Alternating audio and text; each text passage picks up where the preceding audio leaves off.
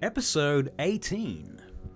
In the real world, there is a motto or magical formula known among Hermetic Magicians, Rosicrucians, Masons, Alchemists, and even psychologists and storytellers to this day. This formula, VITRIOL, V-I-T-R-I-O-L, stands for the Latin phrase Visita Interiora Terrae Rectificando Invenies... Let me just catch that again, it's quite long. Here we go. Visita Interiora Terrae Rectificando Invenies Occultum Lapidem, which translate in English, visit the interior of the earth and there you shall find the hidden stone. To some it means find yourself. While abstract, it seems a fitting motto for our group of adventurers stumbling blindly into the Underdark, an alchemical formula that relates to the notion of turning inwards and seeking that which is hidden within one's self. Whether it is one's strength or some hidden knowledge, for the very word occult means hidden, but hidden by whom and for what reason? And what is this stone? The stone of the wise, the philosopher's stone, the summum bonum, the fundamental principle of the highest good. Perhaps it doesn't exist, perhaps it is a metaphor. Let us find out. After fighting their way into a goblin-infested tomb, Milford Brixton and his companions are experiencing some highly strung moral tension now as they deal with their latest ethical dilemma, the question of the obliteration of the local goblin population, a dilemma set forth during their attempts at negotiation with the local goblin king, Ogkar Devok, and his goblin shaman, the Buyag Magluglot, for a place to hide their stolen treasure. Treasure lifted and brought to the Island of Shadows from under the noses of the wizards of the Barakyle Envoy and their High Inquisitor Vorbis Dal Renaz. For shortly after arriving at an agreement, the fickle Goblin King and his Buyag double-crossed them and plunged them into magical darkness while trying to take them prisoner. Adric Fogdar was almost lost to the abyss if not for some fast thinking from Baron Edrin Montcoff, who leapt to his rescue, risking his own life and limb to save the Dwarven Rune Knight from certain death. This comes on the tail of an earlier negotiation with the prisoner Iglot, who revelled in his role as Alpha in the goblins' breeding cages. This whole incident left the group feeling tainted, tarnished, and stained, most especially Adric, who had become the group's translator, making him the target of Iglot's crude intentions. Following Ogkar Devok and the Buyag, the Goblin King's shaman, down into a secret passageway, the companions have emerged in another giant necropolis, not unlike the one in Vaingate, which brought them so much treasure. Not unlike that tomb, this place has also brought them face to face with a guardian, an Alpha Grick, a massive serpentine monster with a beak and tentacles about its face. Defeating the Grick, our companions have now uncovered the remains of an ancient well that descends indefinitely into the darkness. The walls of this massive sinkhole, built by giants of the Asturian Empire, are since carved in the spiral pathway and scaffolding of lesser creatures. Will our heroes continue into the abyss below to visit the interior of the earth, so to speak, or will they consider their situation further and return to the surface world empty-handed? In any case, the game is afoot, and now they will need to make a decision. Welcome to the Vaingate Chronicles. I'm Russell Kirkby. I have with me Barry Tahira playing Milford Brixton, Steve Austin as Leith Mistralath, Joanna Grotenhouse as Gudale Dala Talandaran, Max Easy as Edrin Montcoff, and Michael Bache as Adric Fogdar. And again, welcome. I'd just like to double check now that we have people watching if we have good sound. Is this all coming through loud and clear? And is there any echo or anything like that? Now is the time to know.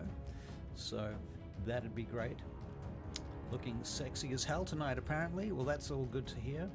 I imagine they're talking about you, Barry. So, you are presently standing around in a very deep cavern, having just slain this Grick, this huge serpentine monster. Its corpse lays half in and half out of the abyssal gap from which it came, in the very gloomy light. It's very, very gloomy light. In fact, the only reason any of you can see anything is pretty much because you have dark vision, with the exception of Max. Max, how are you seeing right now? Have you cast dark vision? I cast dark vision on myself, and that lasts for 8 hours. And that was as we started delving in, which was probably only about 2 hours ago, because we did take a short rest. All right. Okay, so we'll see what everybody's doing then. You took a short rest here then, is that right? Rest up we in the took a short rest Goblin caves. upstairs, yeah. Right. I think it was before the Greg, I think. Right. Okay. So on your right-hand side is this sort of this dead Grick and this gap in which it's sort of half in and half out of, slain in front of you. And on the other side, there is this what essentially amounts to an Ostorian well. It's this huge circular vertical tunnel that just drills directly down into the earth next to you.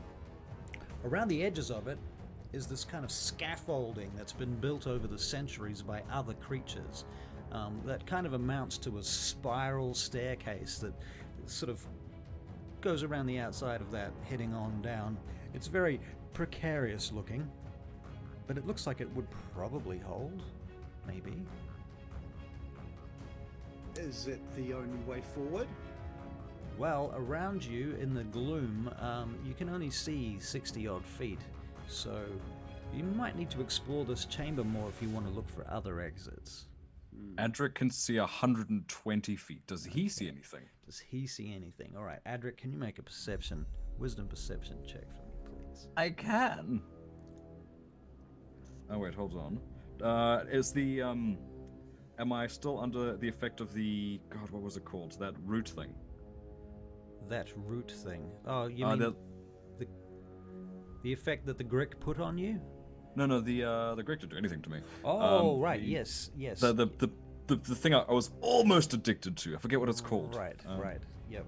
I can tell you the name of that in a moment. Gotta write that down. The red mouth stuff. Yeah, the vegan blood. The vegan blood. Right. The myconocid stew, shall we say. Yeah. You are somewhat still under the effect. Yeah, you can say you're under the effect of that. Cool, so advantage on perception. I got a 17 on that first roll, but just in case this is more better, it's not. 17. 17. Okay. Well, you do notice 2 or 3 giant spiders hanging around in the corners of the room, up in the ceilings of this massive chamber. They don't appear to be any threat right now because they're so far away, and they seem to be minding their own business. In the far north wall, there's a giant archway that has a series of smashed staircases, or a smashed staircase, a series of smashed steps, should I say, leading up into this dark archway that goes into a chamber beyond that you can't see anything up there. It becomes too gloomy beyond the edges of your dark vision. And I relay that to everybody. So good news is that we can go up the archway or in that general direction, which might lead us something nice. We got the well over here, which is probably more likely to go kill that King Okadavar. But bad news. Giant spiders over there, and also there. So let's not tempt fate. They don't look particularly hungry, but I'm not sure how much they get to eat down here. Oh, we've dealt with giant spiders before. I'm sure there'll be no problem. Yeah, aye, but forewarned is forearmed. Well, true. 8-armed in their case, but so stairs or archway. Well, we've really just got to find the best place that we can hide some of this treasure, right? Aye. So, I mean, that's at the mouth of the cave, I suppose. Is that not where most of those bloody goblins are going to find them? Sure, but I'm not entirely sure where we can put it where they won't find it. Oh, Well, Awesome indeed. I guess we should move on and investigate further then. Sounds like a plan to me. So, I guess in terms of finding a good place to sequester our treasure, potentially through the archway might be good. Yes, yes. That does look like an interesting way forward. I'm getting a tiny bit confused, lads. Eh? Are we not after the king and all his little, minions as well? The king especially because, well, annoying, they did almost get the drop on us. If we find him, we'll certainly kill him, yes. Eh? If I was him, I wouldn't be going that way through the archway. I'd be going down there. But we did have that fork earlier on, and he could have gone right, especially if the right way led to that amalgamation of ships that we saw by the bay. I mean, is anybody able to track? That's a good point. Russell, can I Yes. Who's got the highest survival? I've got a +4. So could I just do a quick survival check to see if these stairs look recently trod on? You certainly can. That's a 13. Hey, 13. I could Yeah. also ask. You think that interestingly enough, the footsteps that you can see in here move around the edge of the room, way around the edge of that the gap in the ground, and they go up the side, really making a point of avoiding that gap from which the Greek came from. Sort of telling you that perhaps they had some foreknowledge of this potential, and thus these creatures that you were following or tracking have avoided the Greek altogether and managed to get to the big giant steps that are going up. And as you look up there and you peer into the darkness, are you approaching in that direction? Are you moving, or are you just standing and tracking? I would have been like following the footsteps while these guys were talking. I probably would have gone, I need a better idea. Just walked off very rudely while Leith was talking. All right. Well, what you see is these two goblins trying to climb up over this giant step, this massive step, and one of them's reaching down to the other one. And you see up the top of the steps a number of little faces peering down over. One of them throws something that looks a bit like a rope or something down to them, and they start helping each other up these stairs. Oi, you lot. What? I think I know where he's gone. Well, let's go then. Oh, this way?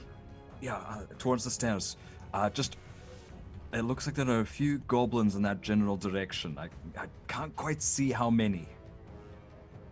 I think we should probably try and track them down and take them out. I'm of the same opinion. In terms of ranged capabilities, I'm lacking for the moment. Oh, but I'm not. I've got these arrows here. I thought you'd say that. Well, So- I'm fine as well. I have some arrows. Okay. Gentle Let's friends, go. as you would.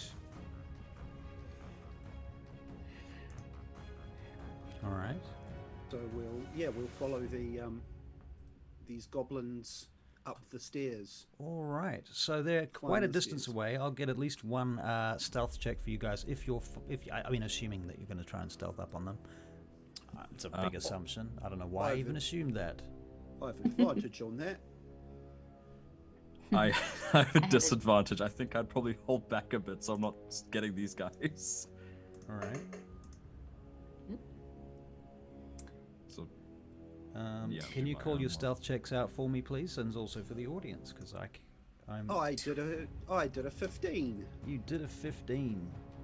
21. 21. That's pretty good. Yeah. Wow. Yeah, it is. 21 as well. fuck me, I got a 15 at disadvantage. Adric is rolling hot tonight. I did a 14. Wow. Okay. Don't jinx it, Michael. Don't jinx it. Oh, Wow. yeah.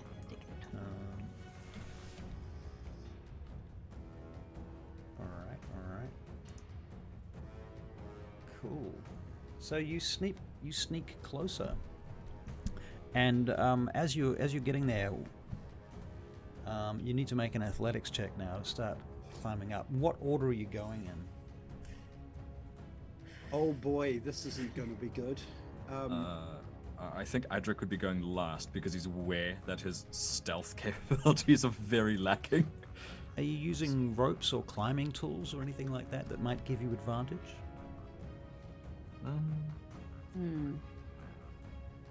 Milford's got that fancy rope, doesn't he? Milford does have a fancy rope, a rope of climbing, which he's not talking about, I notice. You may have just forgotten about. Barry, you're muted. Oh, Okay. here we go. I take out the fancy rope All right. and I use it.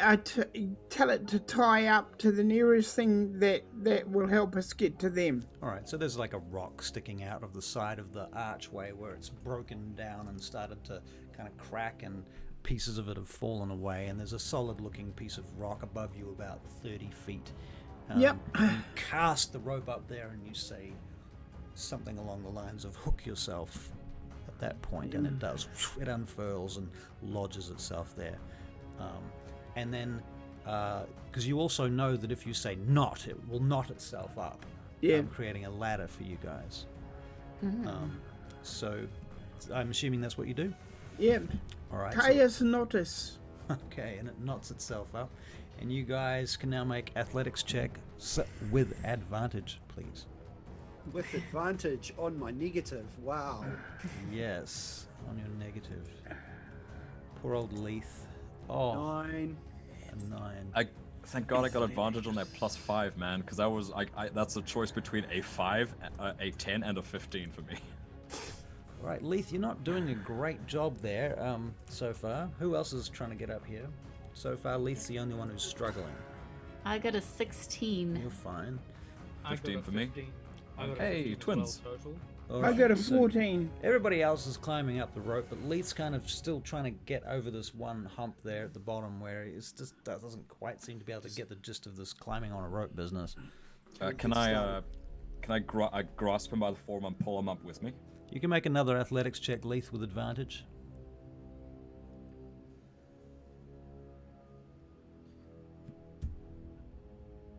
3. That was with advantage? That was with advantage. I rolled my a, God. I rolled a 1 and a 4. Ooh, Wow. sorry, buddy. Okay. All right. Make a perception check, Leith. I'm about to get attacked by giant spiders, aren't I? 7. 7. Well, you wouldn't know, would you? But I tell you what we're going to do, just in case, is we're all going to roll advantage. Initiative. Just in case there's any giant spiders or goblins. What the odds is that? Okay, What did I just roll? 11. so Goodale was an 11. I rolled a 9. Leith I is rolled a 9. 23. Wow, 23. Adrian, what are you? Adrix I got a is 16 total. I got a 6. nice. Thank you, Meredith's tears, for fucking nothing. Right, awesome. Okay, okay, so what do I do with you guys? What am I going to do? Leith, you're at the bottom of the thing, and you're trying to get on the top of the thing. Adric, you're facing back towards Leith, so you're not really paying that much attention. But what did you roll? You rolled an actual... what was your perception check again, Adric? My Adric's perception. Oh god, let me go back and check that. 2 seconds, friend. Actually, I can check it. I have access to these things. Waha. You do. I do, Adric. That's my stealth. Athletics. Perception. Leith was a 7. Leith. What? Never mind. My perception was a 17. 17. Okay. Right, so anyway, you know they're there. At that point, a hail of arrows comes down towards you guys. And who's at the top at this point? Like, who's the first person to get the top? We know Milford's going to get there without too much trouble. So there'll be Milford, Goodale, and Edrin, and then Adric's behind a little bit, trying to help Leith. Yep. Milford, what's your armor class right now? I think it's 16. 16? Okay, well, one of the arrows comes flying past you, at which point you suddenly very much has your attention, shall we say. So you turn around and you see these goblins up the top of the tier of steps, firing arrows down in your direction. And at which point, Milford, you have the initiative. Okay. What position am I in? Well, you're about 3 steps up from the bottom on the floor of that chasm, that chamber, should I say, and you're about 9 steps down from the goblins. So that you've got half cover easily. So you that's how come you avoided the first arrows. Okay. All right. Can I take up a position to use my arrows against their arrows? Yeah, you can pop up and fire back at them if you want. Yeah, I'll pop up and fire back at them. All right, so roll to hit with your short bow. And I Hello, will. Dungeon Studios. Welcome to our stream, and thank you for the subscription. Legendary. You'll notice that Dungeon Studios has got their logo Dungeon Stream in the bottom right corner of our screen today. Milford, you miss, unfortunately. You don't seem to hit anything up there. So I'd like to say Dungeon Studios and I have come to an agreement as of today, and they're going to do a bit of advertising for us, and we're going to do a bit of advertising for them. And further, apparently, we're going to put together a show where I'm going to be doing some interviews for them online as well, for some Dungeons & Dragons people about the globe, which we can talk about a bit more at the end of the stream or at a different time. In any case, we're in combat, so let's continue. Thank you for the support, Dungeon Studios. Yeah, thank you for the support. Thank you all. Really what we want to say.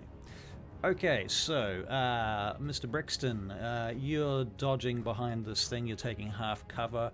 I'm going back into cover, yeah. Alright, so this bolt of flame comes soaring down through the gloom above you, casting various rays through the dusty air as it comes in your direction. And it hits you, and it does 6 points of fire damage, Mr. Brixton. Are you taking your hit points tonight, or am I looking after those? Could you grab those? I could indeed. Thank you. Yes, here we go. Milford Brixton. Hito pointos. Let's grab those. Okay, 6 points of fire damage to Milford Brixton. You're down to 22 from 28, just so that you know. Okay. Okay, back on track. So, what is this? Okay, Edrin, what are you up to? How Mr. far Mudcon. away are the goblins that are shooting at us? Oh, they're about 60 feet away, I should say. Are any of them clustered together quite tightly? Are they clustered together quite tightly? There's 3 that are, and another 3 that don't seem to be so clustered together so tightly. All right. Towards the 3, I'm going to point my wand, and I'm going to send a shard of ice at them. All right. I'm going to do that. I'll just do that at first level for now, because that's my last first level spell slot. All right. I'm going to Do your worst. shoot it at them. Dirty 20. A dirty 20. Yes. To hit the central one. All right. So that one takes 10 points of piercing damage. Ooh. And it, as well as the other 2 goblins, can they please make a dexterity saving throw? So, do they make saving throws here? The one that got hit and the other 2 do as well. Dexterity. Okay. Okay, so one of them makes their save. Awesome. So, if they failed, they take 9 points of cold damage. If they succeeded, they take 4. Okay.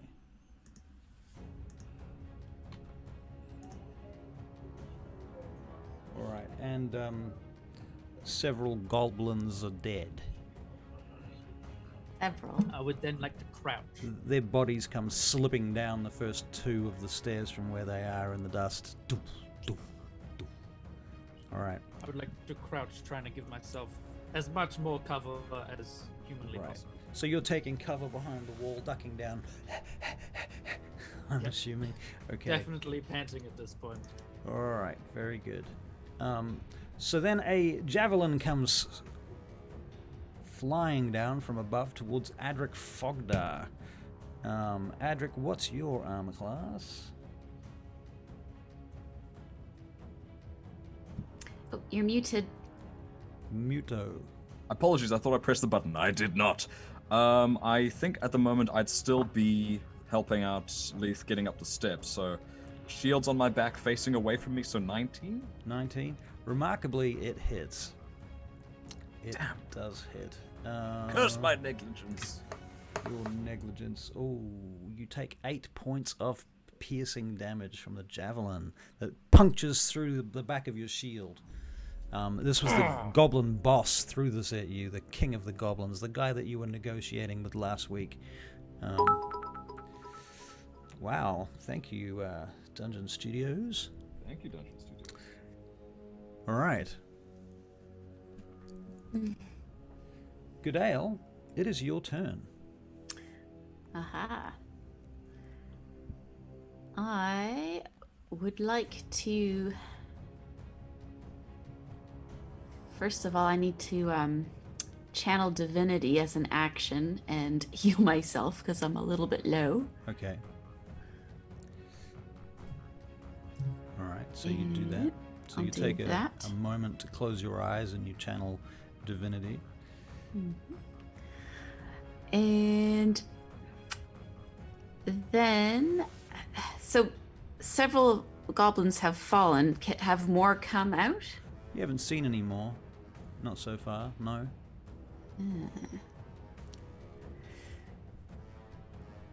All right. You hear the lead goblin calling out to the others now. They're not even trying to be quiet now.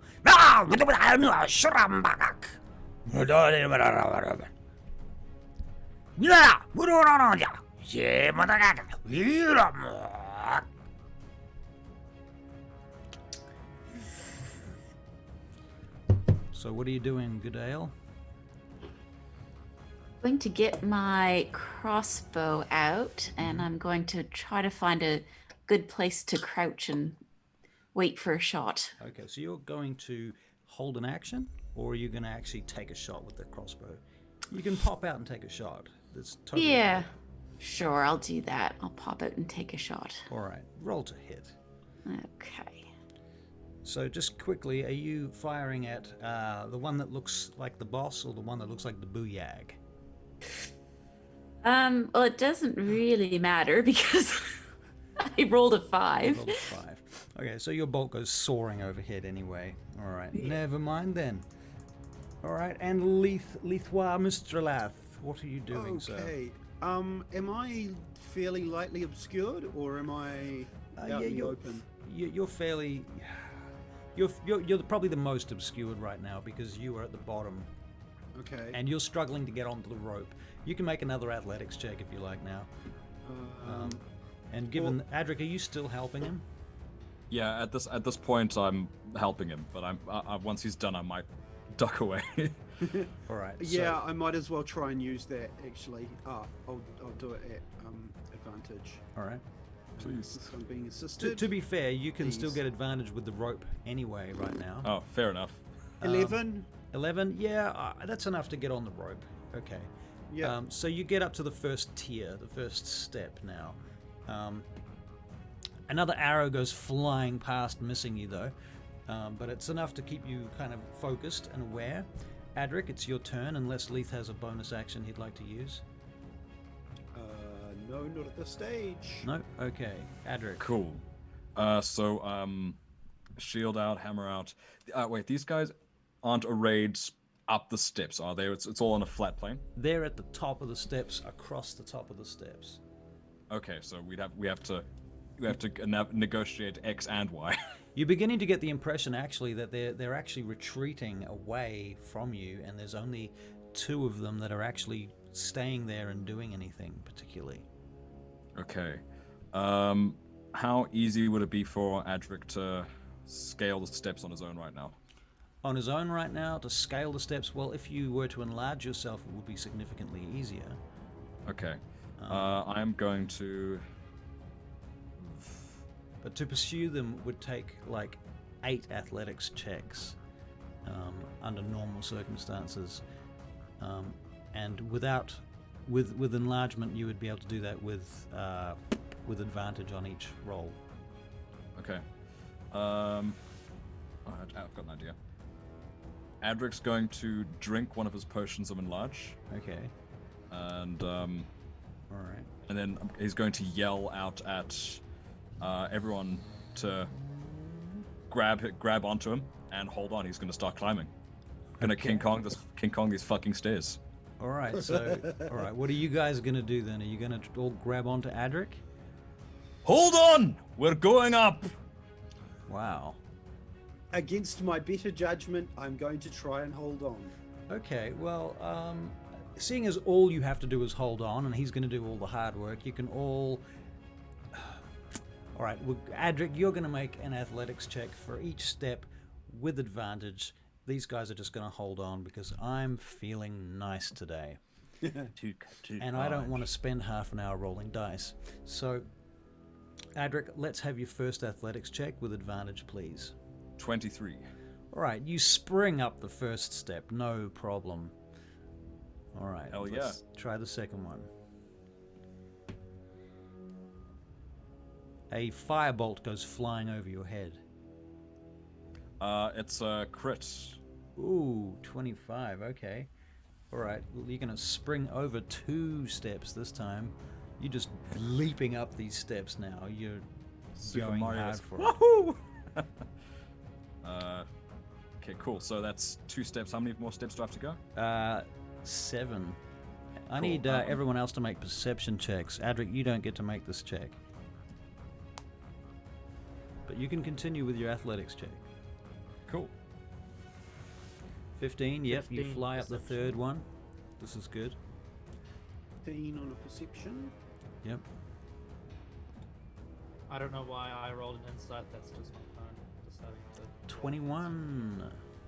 And a 21. Wow, okay, cool. Oh no, that was supposed to be a 15. That insight's just because my phone decided it wanted to roll something. So it was a 15, is that what I'm hearing? 15. Yeah. Okay. Yeah. I rolled a 25 perception. 25. Holy crap. Aw. Okay.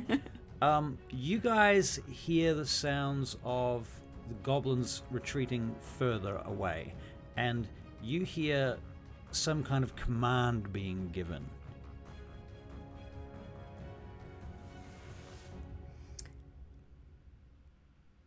That sounded a bit like a military command. And then, Adric, you make another check for your next leap, please. Do. That's 14. 14. All right, you get up to the next step. Another perception check from everybody, please. This time you can take the perception check, Adric. Oh boy. Before I take the perception check, are the Meredith's tears still working? They are. Cool, just making sure. 22. Okay. That is D4. Oh. 7, man, I don't see shit. I need to look at these rolls on the dice log, the game log. So Adric was a 7, Milford was a 5, Goodale was a 24, right? Yes. Edrin was a 12, Leith was a 22 as well. Yep. Okay, so Leith and Goodale, you hear a kind of a rumbling sound coming from above, and you notice dust starting to fill the air. And it's rolling down the steps in front of you, this wall of dust. They're pushing something our way. Something's about to come falling over the edge. You can hear this clattering noise now, and now it doesn't. You don't even need perception to hear it. It's just beginning to fill your ears. This massive rumbling sound, and pieces of stone are starting to fall from the ceiling. Jump to the walls! Jump to the walls! Adric's gonna do exactly that. Head towards the walls. Okay. Goodale puts her shield over her head. And Adric holds his shield over everybody. All right. So actually, that's a question, isn't it? It's like when you enlarge, I assume all of your equipment enlarges with you. Yep, 'Cause that would everything be was me. hilarious. I imagine like the first time Adric did it, he didn't quite have grasp on it, and he just exploded out of like his clothes. Right. And he had to like it's like shit, man, he had to make an entirely new set of chainmail for it. Right. Now he only ever wears spandex. Yes. Expandex, excuse me. Spandex. Okay, so you guys are leaping towards the edge. Okay, so well, Adric, you can make an athletics check because they're still clinging to you, I assume, at this point. Milford, you holding on? Yeah. Oh god, that's a 13. 13. Okay. It's not great. It's not great. You're telling me. Oh yes, I'm holding on. All right, everyone's going to take 2 points of bludgeoning damage from stones falling from the ceiling at this point. But it's getting heavier, and it's coming from above up the stairs. At this point, it's looking like the only option is to retreat to get away from it. The archway above you, the first large block on the left-hand side, just collapses and explodes when it hits the ground, and a whole pile of rock starts falling after it as the entire archway begins to fall now. Sorry, friends, we're retreating. And Adric turns and runs. All right, so we'll have another athletics check from you, please. Yep. Do I get so just so I'm clear on something, Potion of Enlarge. I basically just copied the spell description. When it on here it says advantage on strength checks and strength saving throws. Does my athletics check fit Athletics into that? is a yeah, that's right. Yep. Just So double that'd be- checking. Yep. Thank you. Oh, that's a crit. Oh, I super get away. Okay, so you fly over there, out of the way of all of this rubble that comes pouring down, and now you've essentially been cut off in this direction by the goblins. Those dirty old goblins have screwed you royally. What a waste of a potion. Well, shall we try the stairs, the well then, I suppose. Not sure if the stairs went up and the well goes down. Are we sure there's no further way up? Not sure. There is the way out that you came in. Oh yeah, because that had a way, a slightly more dangerous way around, didn't it? You did. Oh, well, we could always go up the stairs. It was look ever so slightly more dangerous there. How are we feeling energy-wise? Dirty old goblins. I have one last ability left in me before I'm tapped. You're feeling more like a longer rest or a quick hour? I would only truly benefit from something very lethargic. Let's make it a long rest now. Aye. Away from these giant spiders, a little bit more into the room with the sarcophagi. I'd be quite happy to rest among the dead giants. Yes, that's probably better than spiders. All right, so you retreat to the sarcophagi room, the necropolis, the ossuary, and you take a long rest. Hooray! Not too long into that long rest, about half an hour. I would like you to make more perception checks, please. I'm just going to roll my staff just to see Roll your staff. how much I get, how many expended charges I get back. 2d8 plus 4. That's a 22 for Adric. 22 for 10 Adric. charges back. I got a 4. Dirty 20. All right. So those of you who rolled over about 15 will hear another sound that sounds a lot like another collapsing tunnel. How far off is it? Oh. Can you make an intelligence check for me, Adric? Can do. That's a 5. Yeah, you're not sure. This place echoes a lot. It's very difficult to tell where it was or how far away it was. Cool. Anybody else that heard it can make a intelligence check to go with that, though. Okay. Intelligence. What were we hearing? This is the sound of a collapsing tunnel in the distance. Okay, I'll make that intelligence check as well. 18. 18. Oh, So good. Leith, yes, you certainly hear it. Leith, you can make an intelligence check. Oh, yeah, that was your intelligence check. I Yeah. see. Okay. So Leith, what you're pretty sure that they've just collapsed the tunnel that you came down, because that tunnel was the tunnel. You remember you followed them through a secret door behind the throne in the throne room in the Megaron, and then you went down a secret passageway that led you down to where you are now, and that secret passageway you think has just been collapsed. You think the goblins basically looped around and went back the way you came, via the other tunnel that you didn't use, and then now they've trapped you in the Underdark. Trapped us completely. No way back up. That's your feeling. That's what you're most concerned about right now, Leith. No way at all. I think we should try and head back up and see if we can get out at all, because I do fear that we may be trapped. Okay. That's definitely worth checking.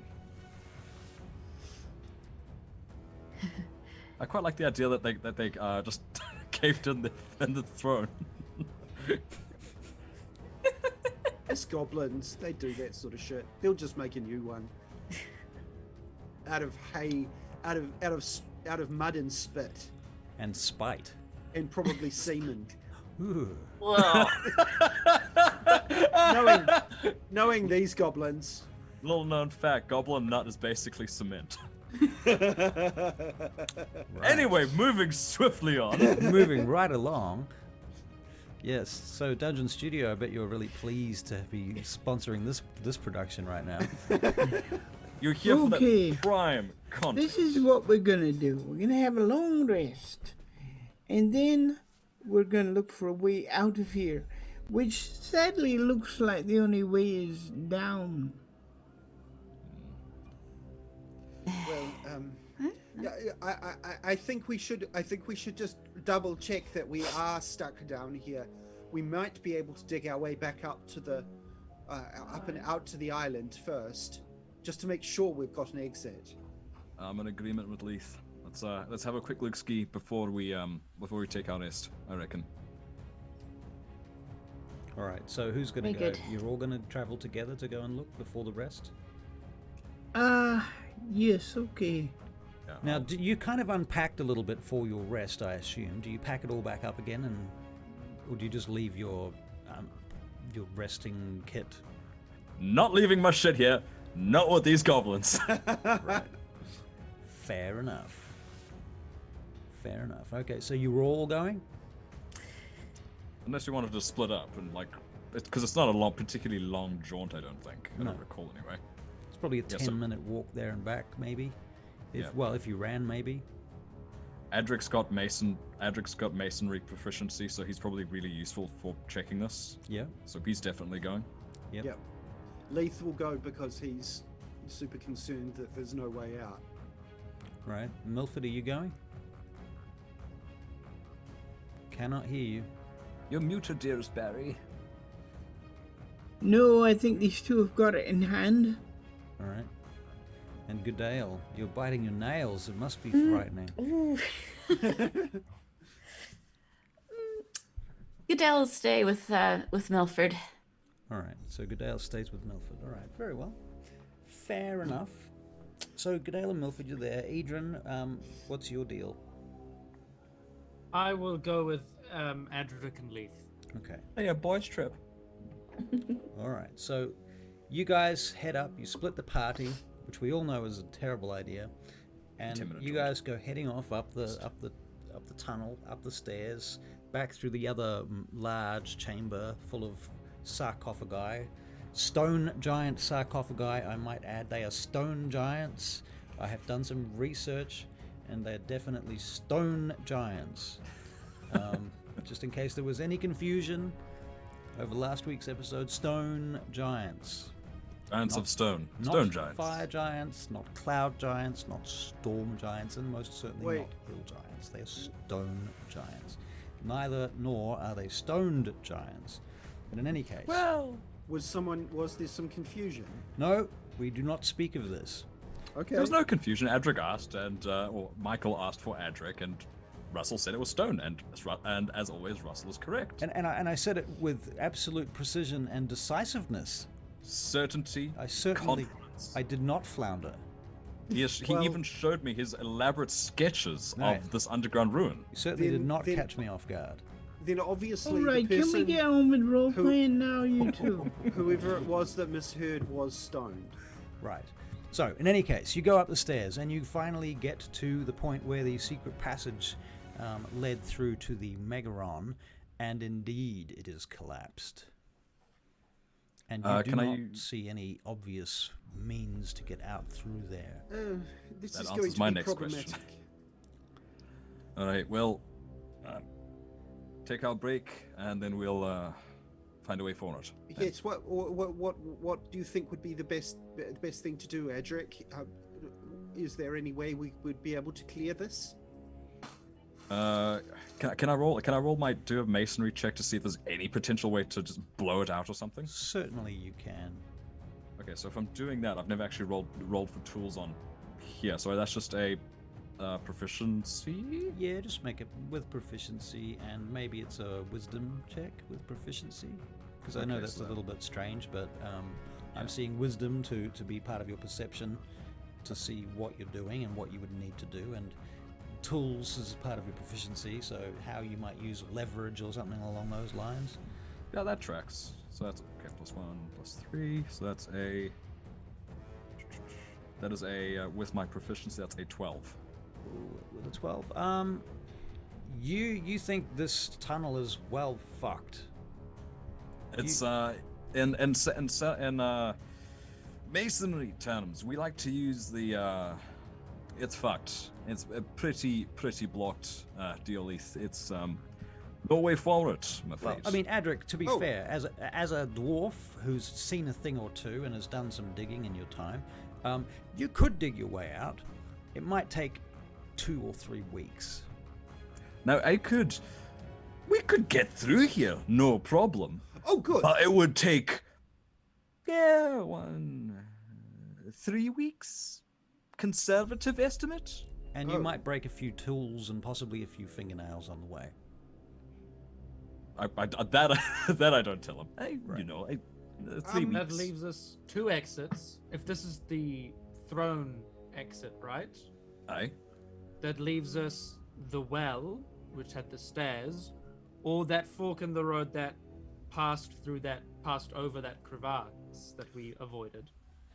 I think I would prefer that we try and find a way out first. So the crevasse might be better because it's more elevated. The well, straight down. Yeah, well, yes, I agree with you there. Aye. All right, well, let's go have a quick rest, gather our wits, and then we'll chart a path forward. Milford wants to talk to Gadale. Right, well, Milford and Goodale and Edrin, you can all make perception checks, please. Oh, mate, no, sorry, not Edrin, you're not there, are you? My apologies. I know what's going on.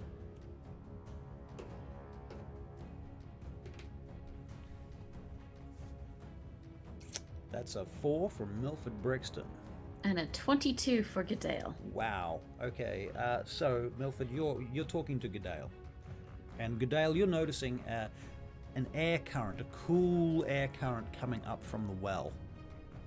It's been there the whole time, but now you've just started to notice it. It smells like the sea, like salt water. There's a bit of a draft coming up from that well, Mr. Brixton. Do you think so? Yes, and it smells a bit like a day at the beach. A day at the beach. I don't know if that's a good thing.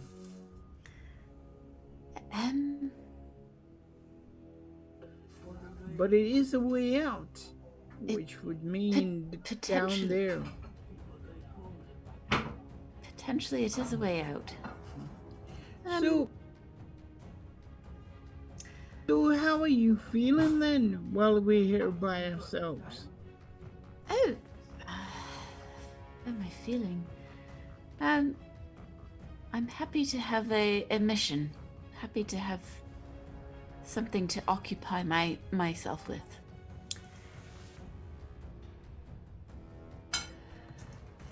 You'd let us know if you couldn't continue with this lot, wouldn't you? Well, why on earth would I not continue? Well, I'm just saying you've been through a lot. Now you're trapped in this place with us.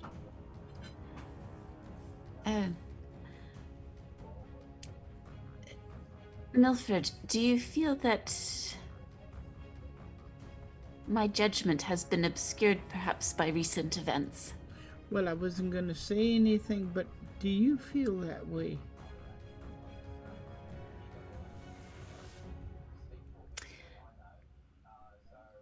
I suppose you could say that my vision has been tainted a bit. Everything seems colored by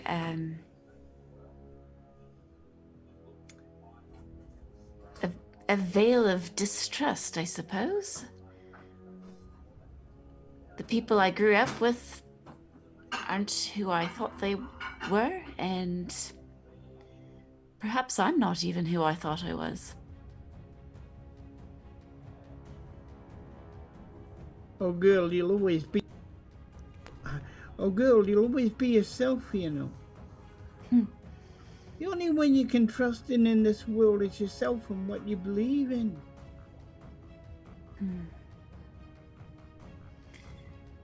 You know, don't expect too much from your family. I mean, they did their things for their own reasons, but it doesn't make it your responsibility to make it better, you know. Goodell takes Milford's hand and looks into his eyes and says, "But Milford, what if the things I believe are not true at all?" I've known a lot of people in my time, and I know one thing about you. In the short time I've known you, your head's together, girl. You know what's right and you know what's wrong. In fact, you probably know what's right better than I do. So don't be worrying yourself.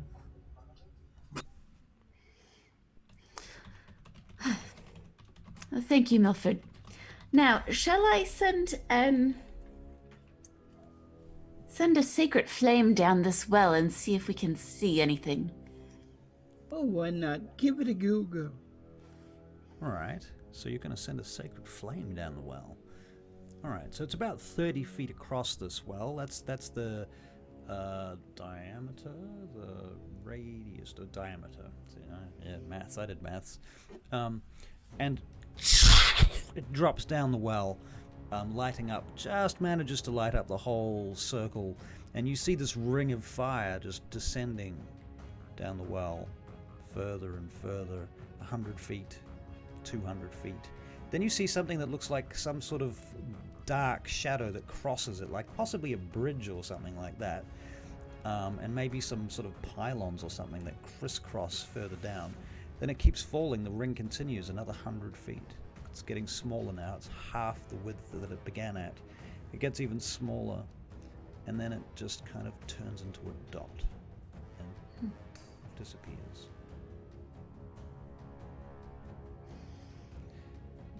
Okay, so ladies and gentlemen, our friends come back from their little sojourn, and they're walking back now down the last steps that lead back into the primary chamber where Milford and Goodale are settled next to the well. As you guys are coming back into the room, is about the point where Goodale drops her sacred flame down the well. So you see this drop into the well in the distance, maybe 200 feet away as you're coming into the chamber. It's a big chamber. What was that for? Oh, curiosity. I believe I can smell the ocean coming up from this well, and I just wanted to see if there was anything to be seen. Looks like a bridge and some kind of network of pathways. That's interesting. Oh, it might be something worth exploring, considering that our previous access of entry is no more. Oh.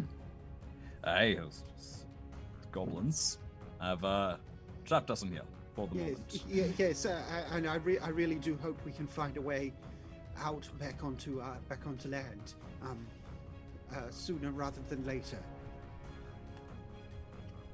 Edrin, how are you feeling right now?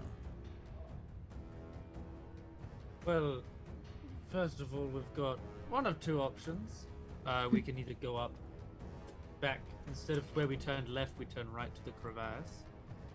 I am not keen to go anywhere near this well. So this is dialogue, or this is your stream of consciousness? This is stream of consciousness, but he'll also pipe that up into. He won't say that he's not keen to go down. I'm not keen to go down there. He won't say why, but I'm not entirely. I think going down is not a good way to go up, whereas, as Adric pointed out before, the chasm is on at least altitude in which it's closer to the surface.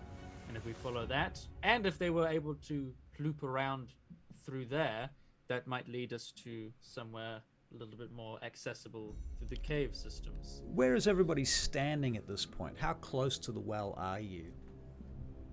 I mean, obviously Goodale must be very close because she just dropped a sacred flame down it and was looking down the hole. Milford's next to her, so they're both standing Definitely pretty close. With my little dwarf legs, I've probably trotted up near the end of our line, so maybe I'm like 10 feet away. All right. I'm not too far behind Edric. Edric. Okay. I would have been, roughly, I would have been in the same place as Leaf, and then they mentioned the ocean, I would have taken about 10 steps back. So I'm probably 20 to 25 feet away from the circle. Okay. Fair enough. Steve, Leith is beginning to get this prickling feeling on the back of his neck. Oh, there's something coming, I think. I can feel it on this thing. That's quite sharp. I think we should stand prepared somewhere. Prepared? Do I get any sense of where it's coming from? You get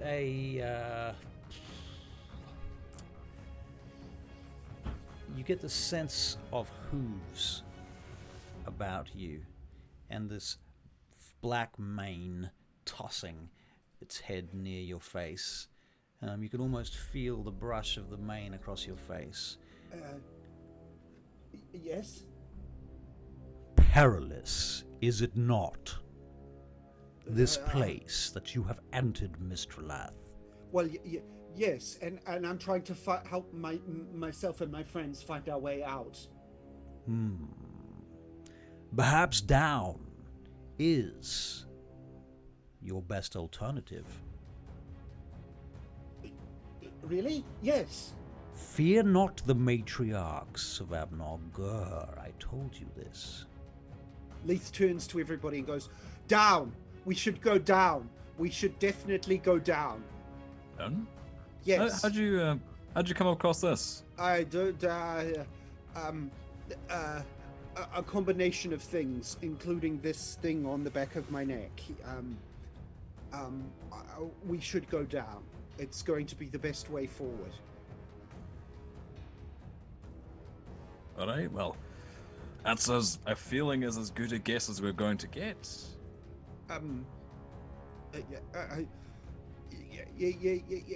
Yes. That's not criticism. I trust you implicitly, lad. Thank you, Edric.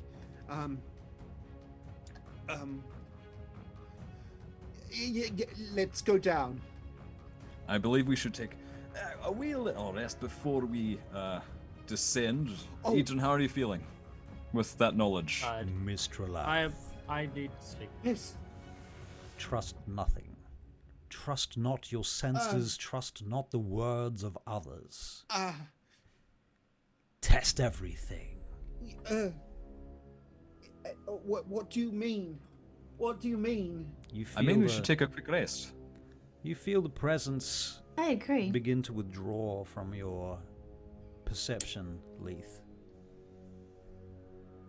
So those of you that are new to the Vaingate Chronicles, Leith is a celestial warlock, and his patron is a black unicorn called Tozen. You're right there, Leith. You're looking a wee bit pale. Yes. I'm fine. Let's take that rest. Aye, look at you do that rest. Yeah. And we rest. All right, so you take a bit of a rest then, eh? So Hooray. you can click your. Are you taking a long rest or a short rest? It's a long rest, isn't it? Not. Yes, please. Yep. All right. Are you going to set watches? Yeah, I reckon. Yeah. Yeah, that's If, draw lots. Draw lots. Since Tup is not technically an actual living being, could he just stay up all night and keep an extra eye out in case, and just to have a second pair of eyes or a second pair of nose? Really, he's a lot better at smelling than he is at seeing. I'm going to say that because he is inhabiting an animal creature, he is a little bit restrained by that form presently. So he will get tired. So if you want him to be useful the following day, you will need to consider that. Awesome. Okay. Right. Who should go? I'm happy to go first. Well, I'm quite happy to go second then. I don't need sleep, so I mean I can stay up all night and. You do need to meditate, don't you? That's I actually don't need sleep. all right. Well, that's not a problem if you're happy to watch the whole time. Yes, absolutely. That's not a problem at all. All right. Adele feels a bit of a pang because she can't think of Leith not trancing without realizing that it's probably her father's doing. That's true. That is true. So, because her father is the head of the Black Guard who commissioned the cult that Leith was brought up in,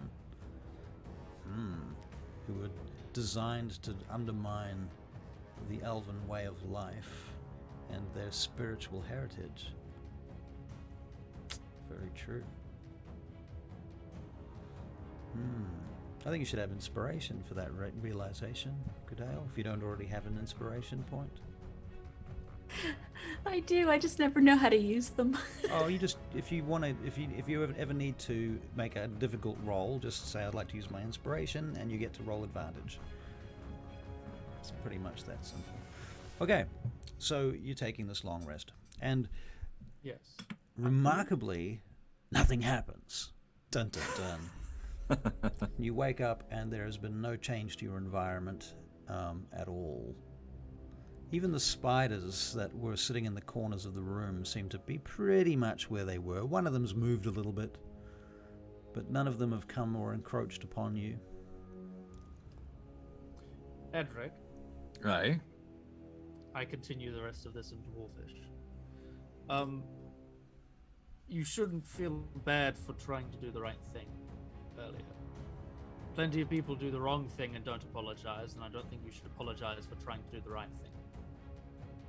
So, It was I know I was trying to do the right thing, but this wasn't just a screw up. This was a biggie.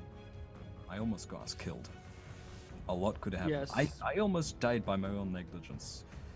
So, But also, we allowed you to carry on those decisions. We let you make those negotiations, and we, in part, also trusted the goblins when you trusted the goblins. So, I didn't give really, I didn't give you guys much choice in this. I put my weapons down. What? You were going to attack while I was in the middle of that? No, but I did didn't give us the any of option you a to choice. leave.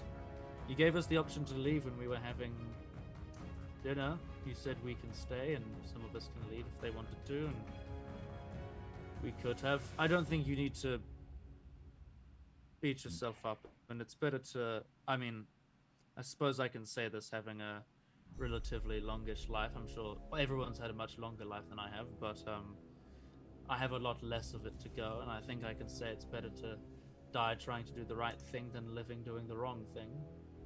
But I understand that you are also in regret about the potential harm it has caused us, but we haven't exactly gotten ourselves into the best of situations half the time, so I think this is just another little...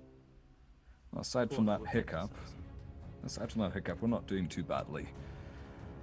Yes. I need to make this right. Are they saying this in Elvish? Dwarvish. Was it Dwarven? Yeah. Yep. I need to. I'll make this right. But thank you, Edron. I do appreciate that. And an extra thing, if we're going down, Aye. it seems a bit childish, but I'm considering Dwarvish as the only language they don't understand. It would help if do you know any lullabies? Just one. It would be helpful for me if the closer we get to the whatever body of water is down there, if you were to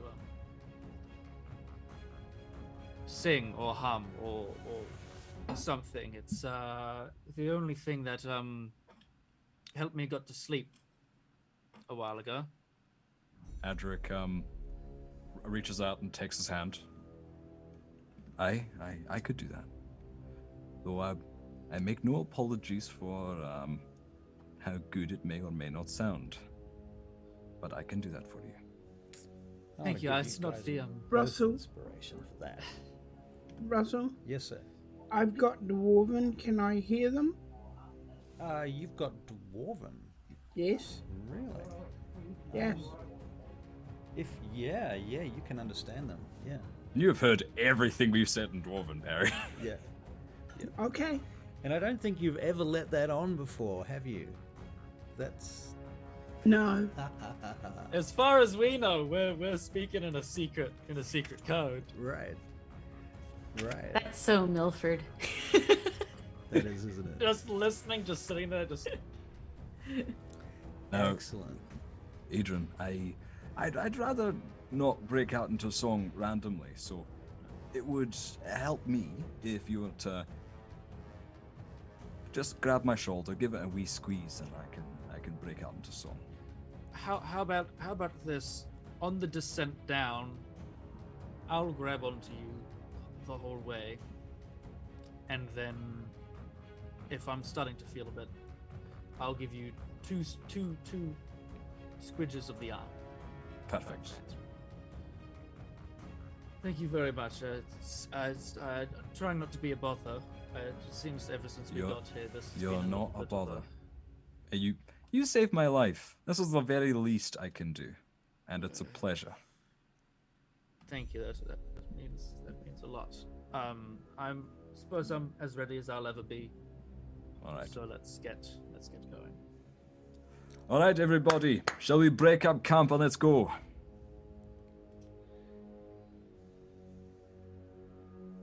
Yes. Yes, let's do it. Let's see what's down this Yeah, yes, good idea. Yes. deep, dark well. All right. What? Hang on, wait a minute. What are we doing? Down the we well. doing? We're going down, Milford. We Well, I are- just got comfortable. I just got We all just comfortable. woke up. You God, I've been looking at the stupid the top up there, you know, and I haven't been able to get comfortable.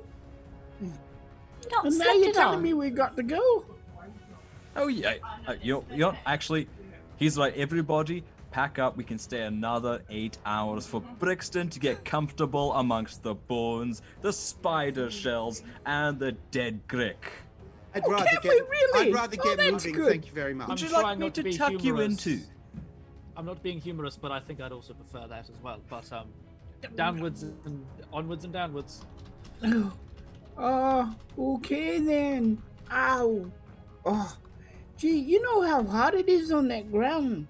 It's speaking from experience, it's great on your back. Those feather bits, they ruin me. You hurt my back. I can imagine you spend a lot of time on your back, do you? Okay, let's Well, go then. when I can help it. Yeah. All right. So, how are you going to manage this climb? So, I'll give you another brief description of what you're looking at. It's a 30-foot diameter well made of extraordinarily large stones descending very, very far, at least 500 feet, probably more. It's along the edges. There is a construction, sort of like a lattice work of wooden and stone, makeshift, what you might call a what do you call that on the outside of a building? A scaffolding. That's what I'm looking for. It's like a scaffolding that goes all the way down to the bottom.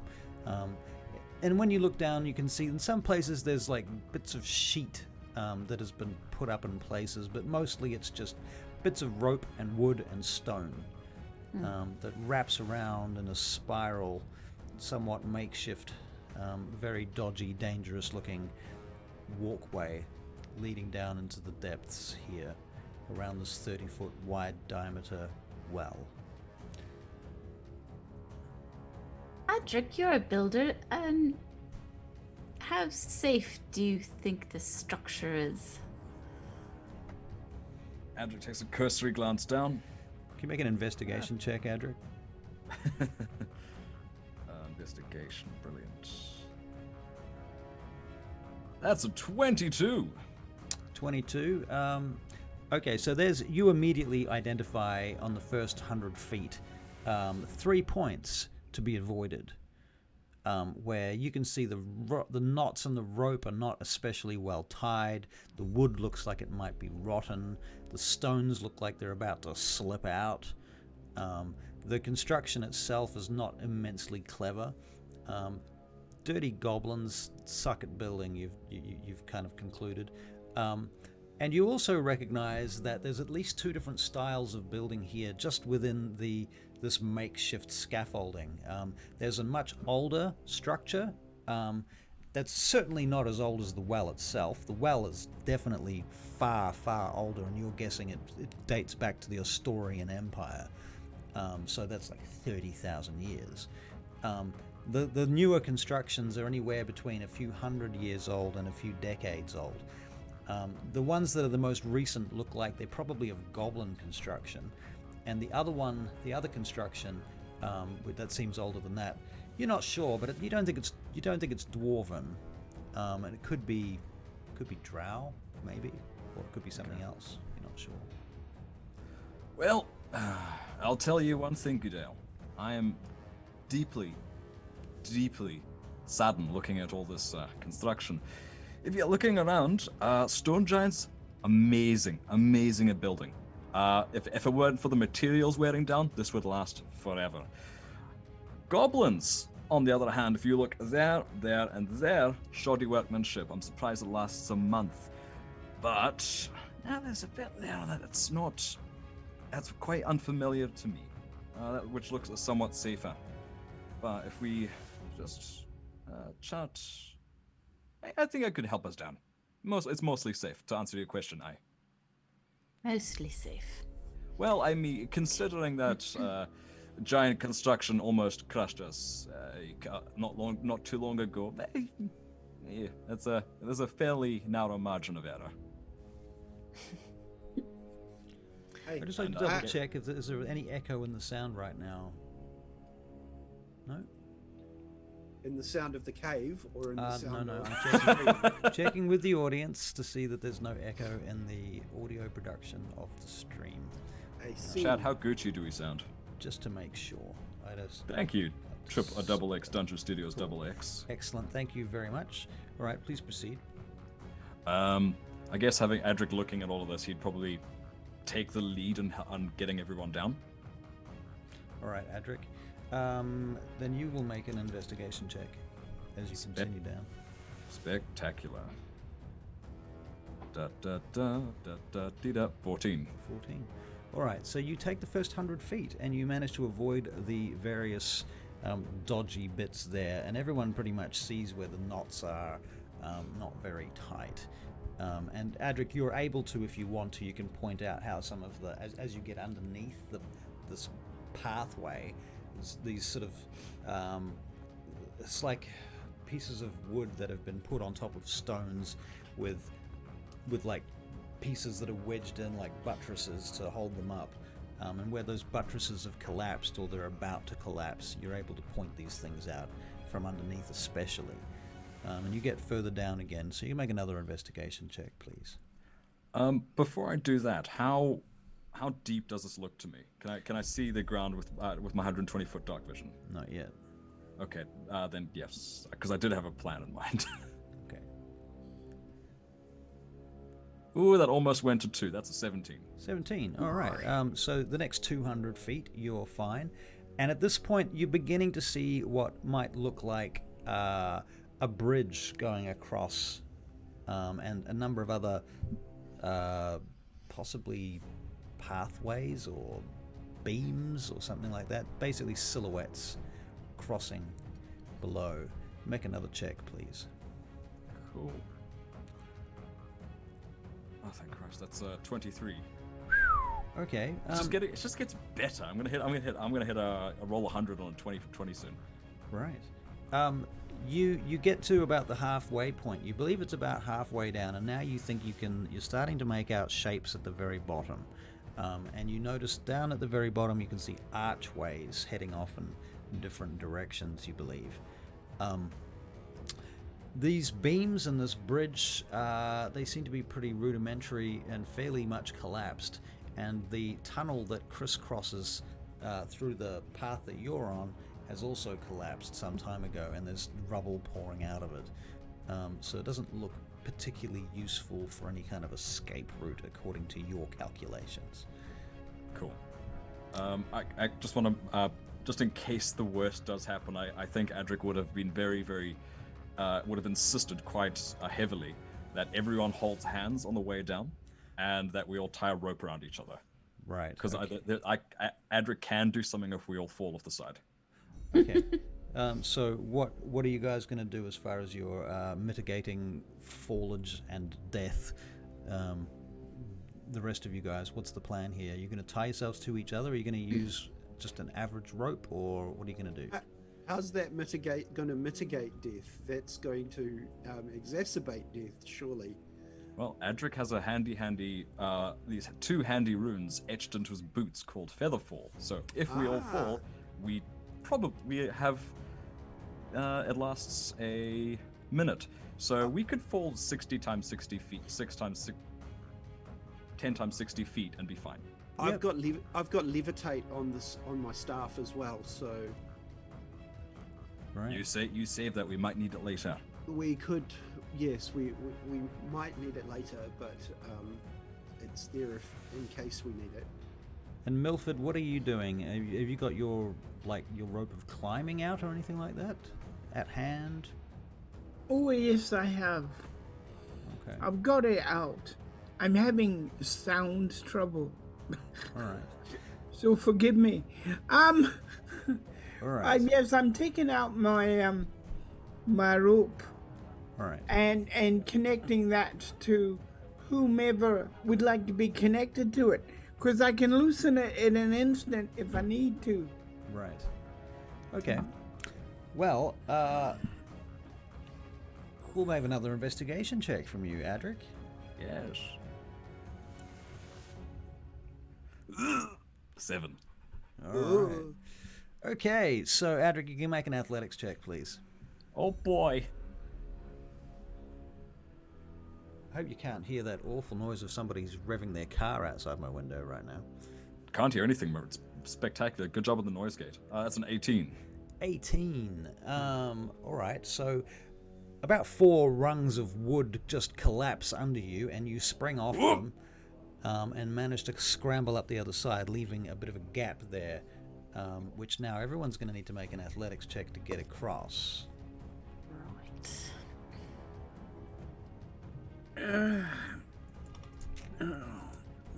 What's he spent? Come on. Don't stink. Oh, shit. Oh god. Is anyone helping Leith with this athletics check? I think Adric's trying to help everyone across as best he can. Okay, so everyone has advantage on their check then? What's the distance of the gap Was it again? was Sorry? it with advantage? It was with advantage. I'll roll another one then, just Retrospectively, in it's case. with advantage, yes. 16. Oh, amazing. What was the distance of the gap again? Oh, about 5 feet. Okay. It's just over 1 Adric wide. Yeah. Very good. Good Dale, you jump across. Which Edric? The micro Ooh, with Adric. advantage, that's an 18. Okay, Goodness. Adrian gets an 18. You just leap across there. You steal yourself, Adrian. Okay, and Milford, did you roll? I got a 20. Oh, really? Wicked. Yeah.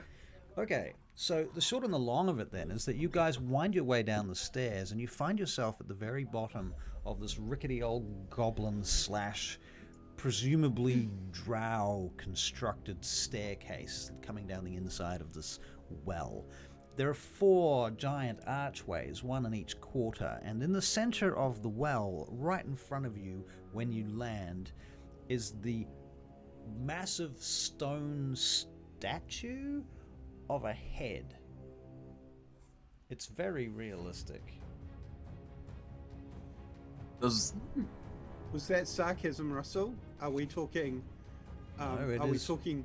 It the is a giant stone statue of a head, and it's giant, like Right. huge giant. Okay. Can we all roll history? You can make a history check. Yeah. You know, this guy puts new meaning in the word big head, doesn't he? 23. 19. Wow. 8. I know nothing. But you were so enthusiastic. Goodale, why are you not really? I guess you just don't want to believe it, but everybody else is quite convinced that this is the head of a giant. Not a statue, but an actual head. An actual head of an actual stone giant. Looks like So, it's made of stone, but it's very realistic, and there's more detail than you've ever seen on any statue, at least in your lifetimes, built by anybody that you know. And it could be a statue, but it would be exceptionally good artisanship. You know, I never thought I'd see a stone giant in the stone. I beg your pardon? It's quite magnificent. Yes. That's the head of a stone giant, Goodale. When they die, they petrify. Are you joking? No. Much like dragons, giants are exceptionally magical. And whatever they tend to be attuned to diffuses them into their environment, etc., etc. Oh, that's fascinating. So hang on. How do I put this? What if he's not dead and he just made himself stone? Can he stay that way until he wants to, like, wake up? I don't know. I couldn't answer that question. I mean, we could. There's one very easy way to find out, but I'm sure we don't want to tempt fate. Well, Unless, and he pulls out his thunderbolt hammer. Unless you want to try now. No, I think we're okay, Edric. oh no, he looks happy the way he is. I mean, with nostrils that size, you know. It'd be very rude to disturb him if he's... Yeah. Let him sleep, the poor lad, you know. Russell, as we're like, puts his hammer away. Are there any like chunks of stone or like bits of flint really close to the stone giant that grab Adric's attention? Just an interesting piece of stone. Doesn't have to be like magical or anything. It's like, oh, this looks like it was part of a giant. There doesn't look like there anything that was part of the giant, no. He just picks up a small stone off the ground as a memento. Okay. That's nice to remember. So is the head sticking out of the earth? The head looks severed. Oh. is it lying on its side? Somewhat, Somewhat. yes. That means something... Unless it died and then someone cut the head off, it is likely that something cut its head off and then petrified. Which is an unnerving thought, considering... the So, implications. this isn't necessarily his burial chamber. This is perhaps a crime scene. Yes. He could have been imprisoned here. True. This Perfect could just be place. where they dump the Astorian bodies. Adric, can you make a perception check? I certainly can. Actually, I imagine like the you can all make perception checks, actually. Adric got a 19. Nice. The 13. And now 25. 25. Hell yeah. Okay, well, those of you who get above about 16 will notice that... 17. Okay, cool. You'll notice in the walls there are runes carved in behind the dust. You didn't notice them coming down because you were sort of more focused on not falling and dying. No worries. Thank you, Dungeon Studios. Glad to have you. We really appreciate your viewership and interest. And we will talk soon. Yeah, so runes carved into the walls. And oddly enough, they're giant runes. They're not just giant runes, but they're giant runes.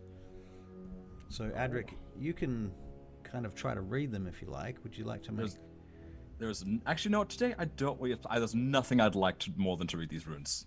He desperately wants to. He desperately wants to read these runes. Well... Gadale. Yep. Gadale's get giant as well. Can she try to read them? She sure can. Okay, so you guys can both make investigation checks because they're quite damaged and very old. Could I do an Arcana check to see if there's anything magical about them? Like if the runes are structured in a spell or ward? We got the same roll. Wow. Sweet. So Gadale and Adric are both like, here lies... Then the name seems to be scratched out or damaged. You're not sure whether it's the work of, goblins or somebody else has literally scratched out the name. His head imprisoned here. And then the rest of it is some sort of... Idrin, you do notice some dots and other artifacts of writing about the runes that suggest there is some magical significance to it.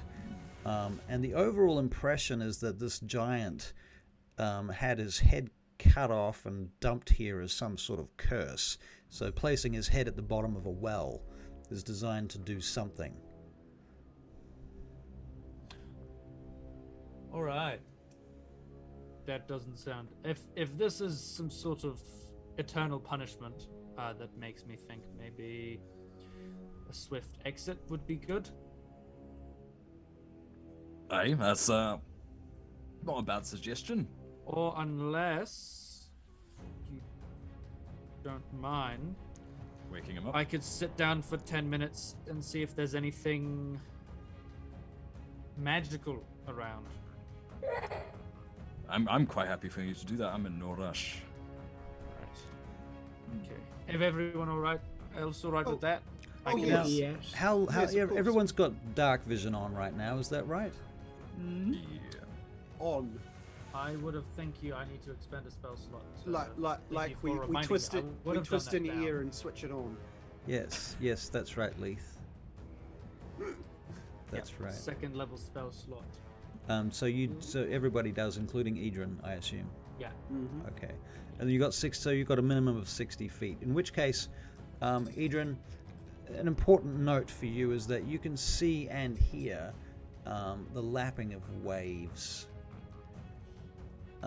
And around the outside of this well, you are able to see water, black, brackish water lapping up to some sort of shore.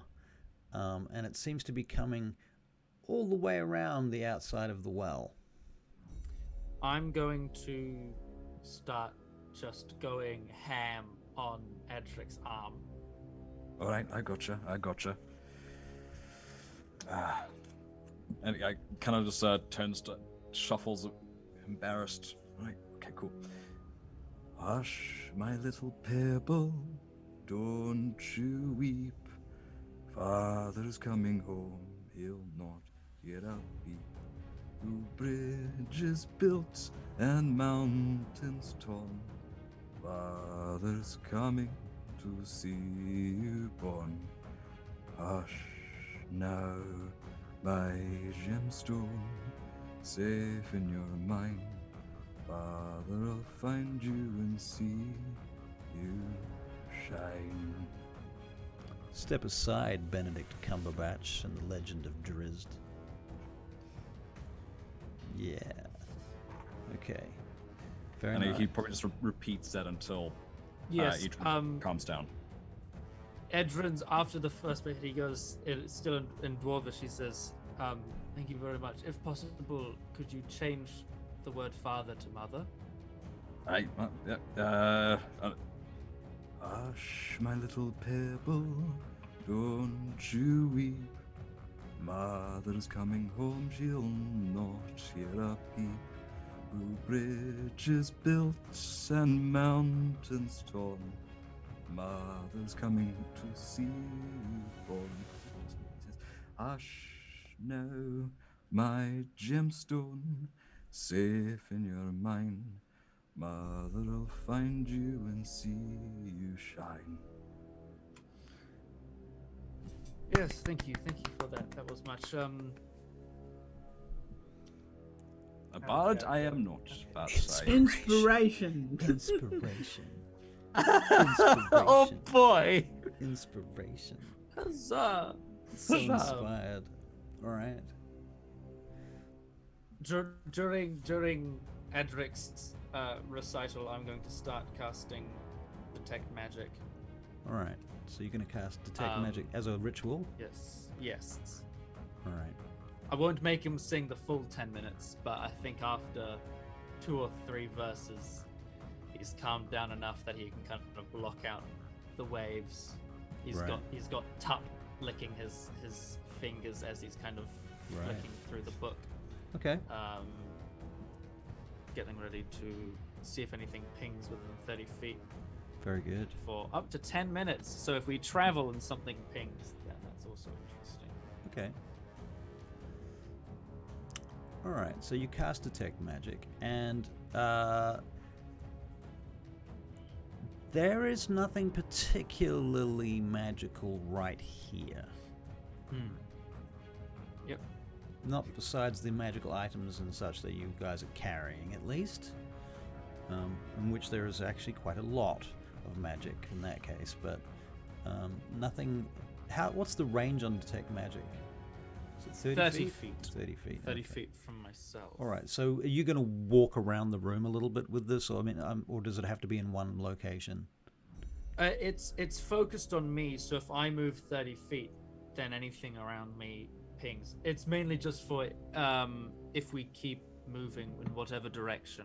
Okay. So I'm going to wait until we decide where we're going. All right.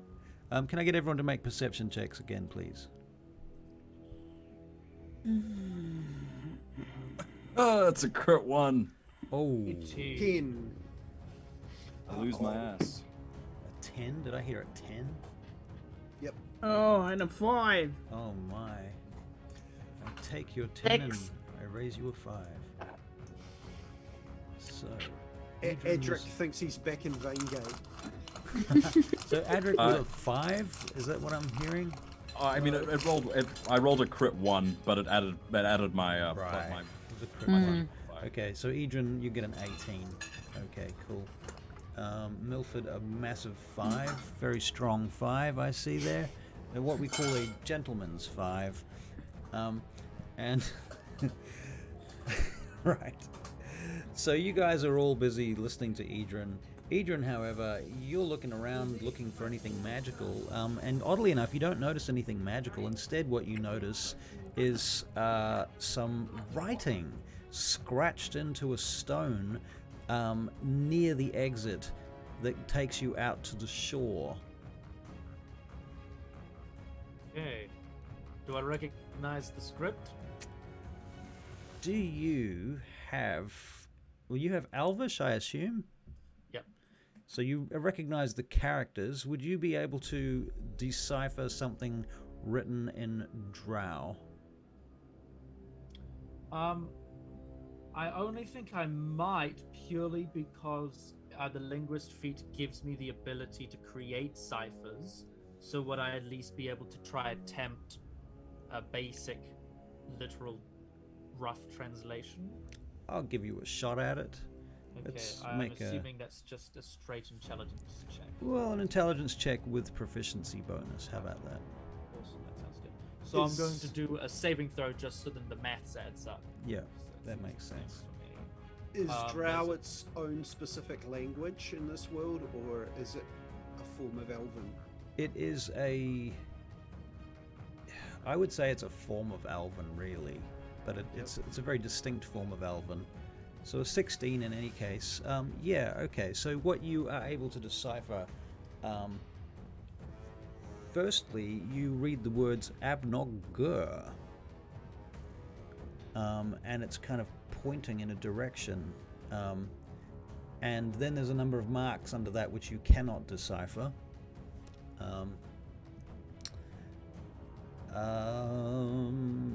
Yes, that is primarily what you get from that. Edric, Aye. I think we've found your I think we found your city. Well, you found an arrow that points to it. Yes, Aye. yes, but at least that's a start to Right. where we're going. It says Abnog-gur with an arrow, and then some other marks I'm not entirely sure on. I don't think they're... I mean, they could be Elvish, but I don't know if they're anything... The other marks look like some sort of calendar or tally. some sove of tally. I'm not entirely sure what it could mean unless someone else wants to have a little look. I'll have a look. I'll have a look as well, see if I can figure anything out. All right. So what would that check be, Russell? So this will be an investigation check. Thank you. For all of us? If you're looking. I mean, there comes a point where there's so many of you crowded around it that it becomes disadvantage. But yeah, Yeah. 17. you can take turns. 10. 6. Yeah, I'm at the back. I can't see anything. Right. No, it's definitely some kind of tally.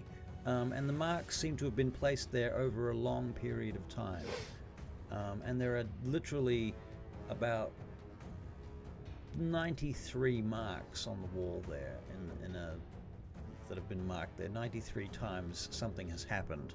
Are they all they're all different, made with something different? Like one's etched in, or one is just Very similar. scraped, or- It's hard to say. They look very similar.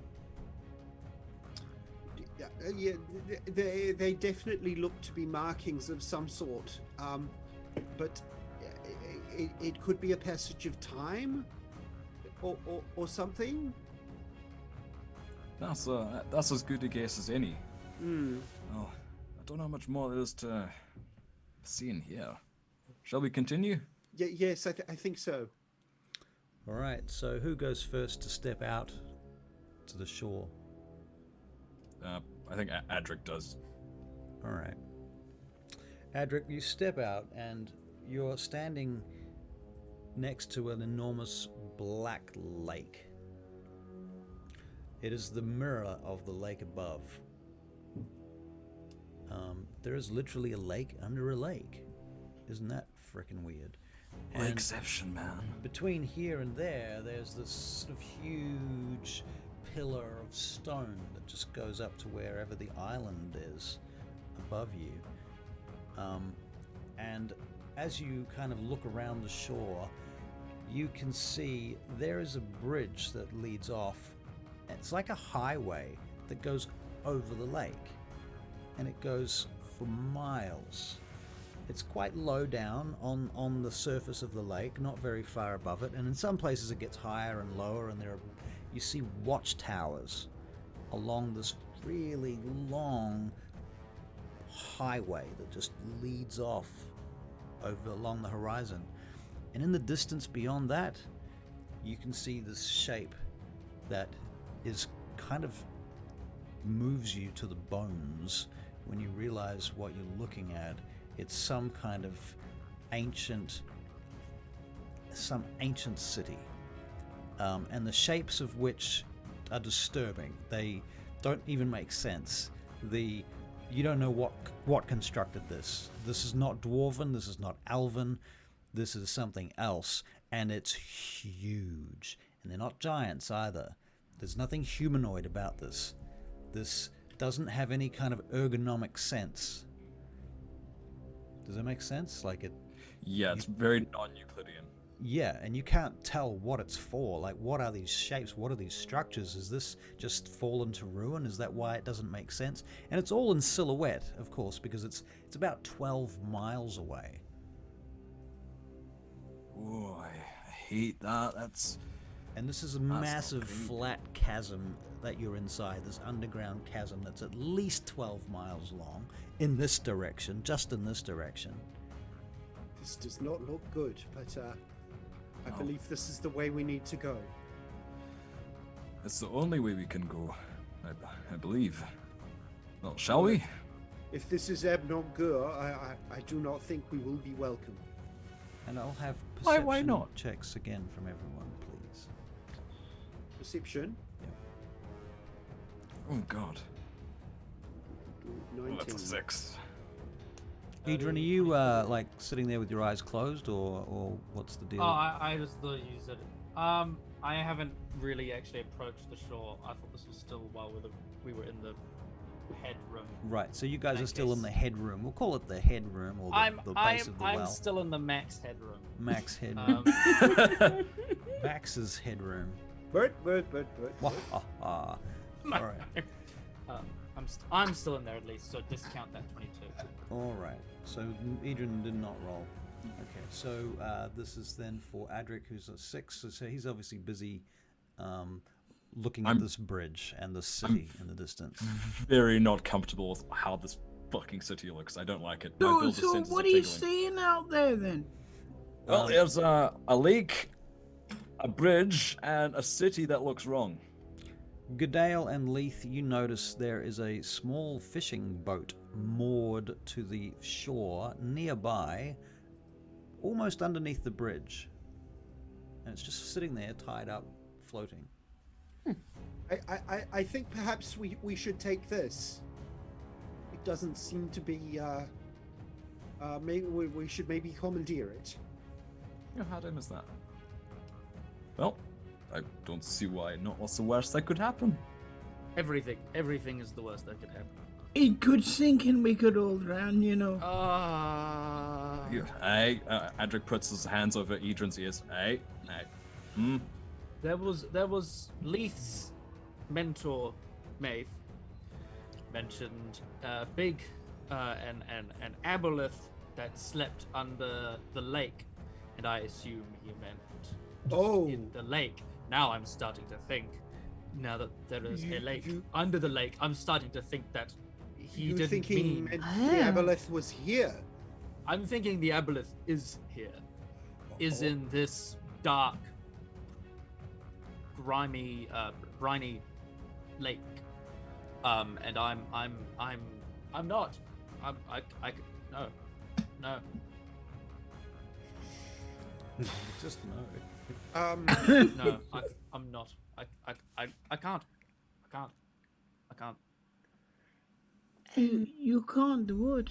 I can't. Any of this. The lake. I think The Milford. What aboleth. he's, I think Milford. What he's trying to say is he has a fear of water.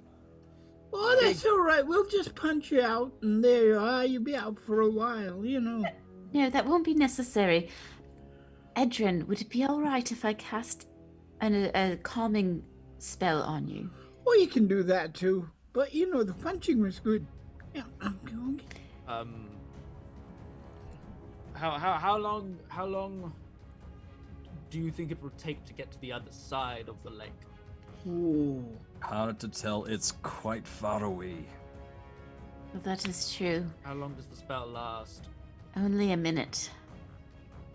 Right. I tell you what, we go back to the punching thing. I can just hit you real No, hard. no. I don't But in think case that's the a very worst- good idea at all, Milford. In case the worst happens, we need him to have all his senses. Like, Adrian, you can hold my hand, and we'll just cover your eyes, and then The we'll let. second Adric says you can hold my hand, he just grabs it. And just snaps it. Okay. If you insist. I insist. I Very good. insist. Because you His hands are going a bit white now. Yeah. It's fine. It's fine. So you guys are all just talking out loud right now. Is this near the boat at all, or where is this right now? Where are you standing? Over by the boat, I say. Okay. So you notice this. Basically, there's a platform that goes all the way around the outside of the well, and it's all well-built masonry.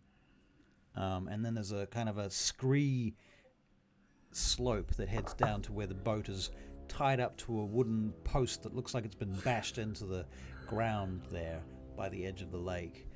And from that point, you can make another perception check. Everyone? Yep.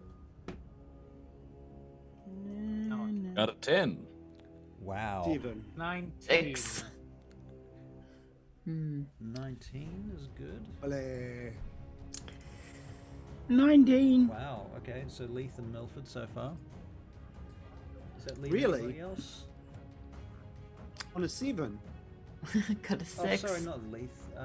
Who was it? That was Edrin. I'm sorry, not Leith. What am I talking about? Yeah, I should think so. Smart ass. Come here, I'll slap you.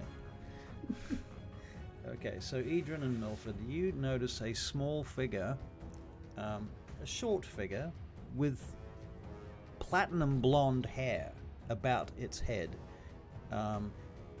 stand up underneath the bridge over to the left-hand side, because now where you are, you can see underneath the bridge itself. And it looks immediately, you notice it looks like an elf. But very short for an elf. It's definitely not a halfling, it's definitely not a goblin, but it has the proportions of an elf, the features of an elf, but it has ashen skin and blonde hair. Platinum blonde hair. Excuse me. This creature, person that you're talking to, I'm assuming that you're talking to it, immediately tries to take cover. Oh, no, don't be worried. I'll be asking you if you own the boat.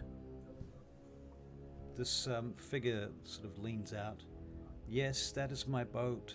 What are you doing? Could you like take us someplace, whoever you are? I would not. No, I would not take you someplace. Why would Oh, I do really? that? Well, I'm going to reach into my pocket. I'm going to conjure a little box with a little spinny thing. I'm going to start cranking it. It's going to start playing a little bit of music. It's just a tiny little music box. I'm just going to walk to the shore, place my folding boat in the water, and unfold my boat for everyone. Forgot you had that. So did I. Maybe we don't have to bother you after all that, you know. Are you going to sail on the lake? Well, you know, it's the only place we can go, you know. Why don't you use the bridge? Yes, I was also thinking that as well. We could just we're not go on the thinking water. we're thinking that that my boat will be a little bit faster actually Oh, than traveling on foot. very well. Unless you think, is there something wrong with the water? Something bad? Something horrible? Something dangerous? Well, yes, I would not sail on the water if I could avoid it. I only use it for fishing. Okay. What would be what's of wrong with danger? it? You don't know? Enlighten Diabolus. us. No, it's our first time here. We're just visiting. What language are you speaking in, by the way? I'm speaking in Elven. All right, so this boy is speaking in Elven too, presently, but it's a little bit weird accent. He's got a strange accent. I would not sail too far if I were you on this.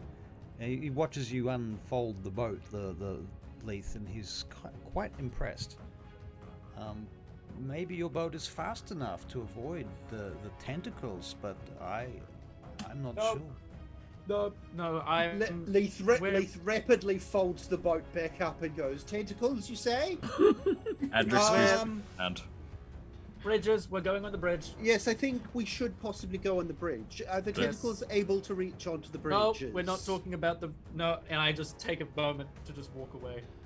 all right. Oh, Who are you people? What are you doing here? Are you from above? no, what would give you that impression? Have you come all the way down here? Why would Oh, you I'm come a here? goblin. You're not a goblin. I know that much, sir. Oh, look at you, Mr. Perceptive. Are you being funny? Well, you're not laughing, so clearly not. Oh, now, don't be like that. Don't be like that. We just got ourselves lost here. You notice that underneath the bridge, now that you've been here for a minute, there's a number of rods and lines and lures and nets hanging up. There looks like a little encampment here, and there's evidence of a fire pit and sleeping quarters or something where somebody's been sleeping for sure. A tent set up underneath here.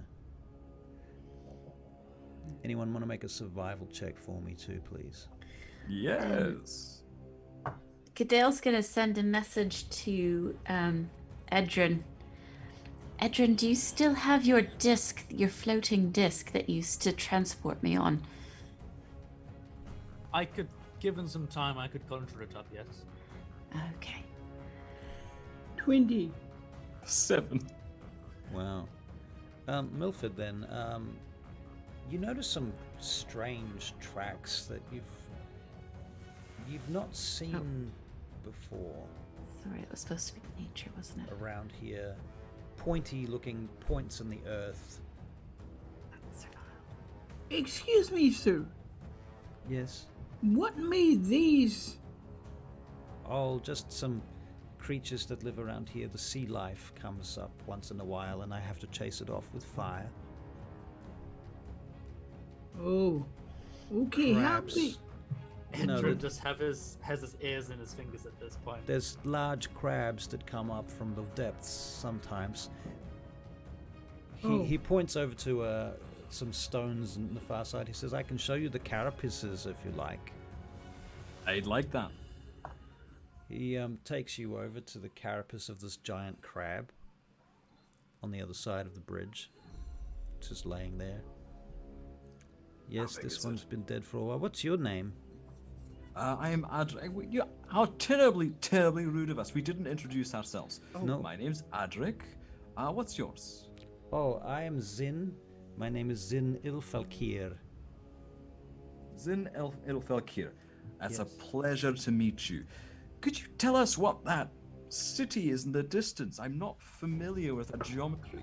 That city has no name. No name. No. Could you... What do you know about it? It's always been there. Anything else? Anyone go, come? Have you ever visited? I have. I've been there several times. I think, in my opinion, it is the city built by the aboleths. The Aboleths, they built it. Long time ago, obviously, yes. Multiple aboleths, not just one singular large tentacles, all of that, but Oh, several. do not be too afraid. There's only one now.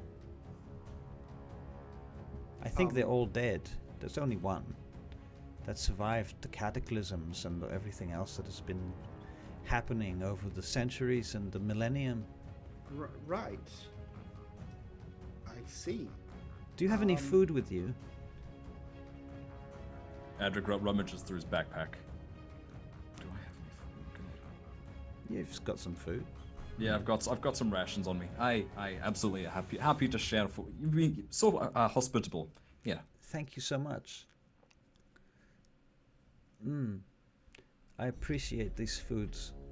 Here's something to drink, if you like. Something to drink? So I'm guessing the fishing has not been so good. Oh, it's a little slow, you understand. It's that,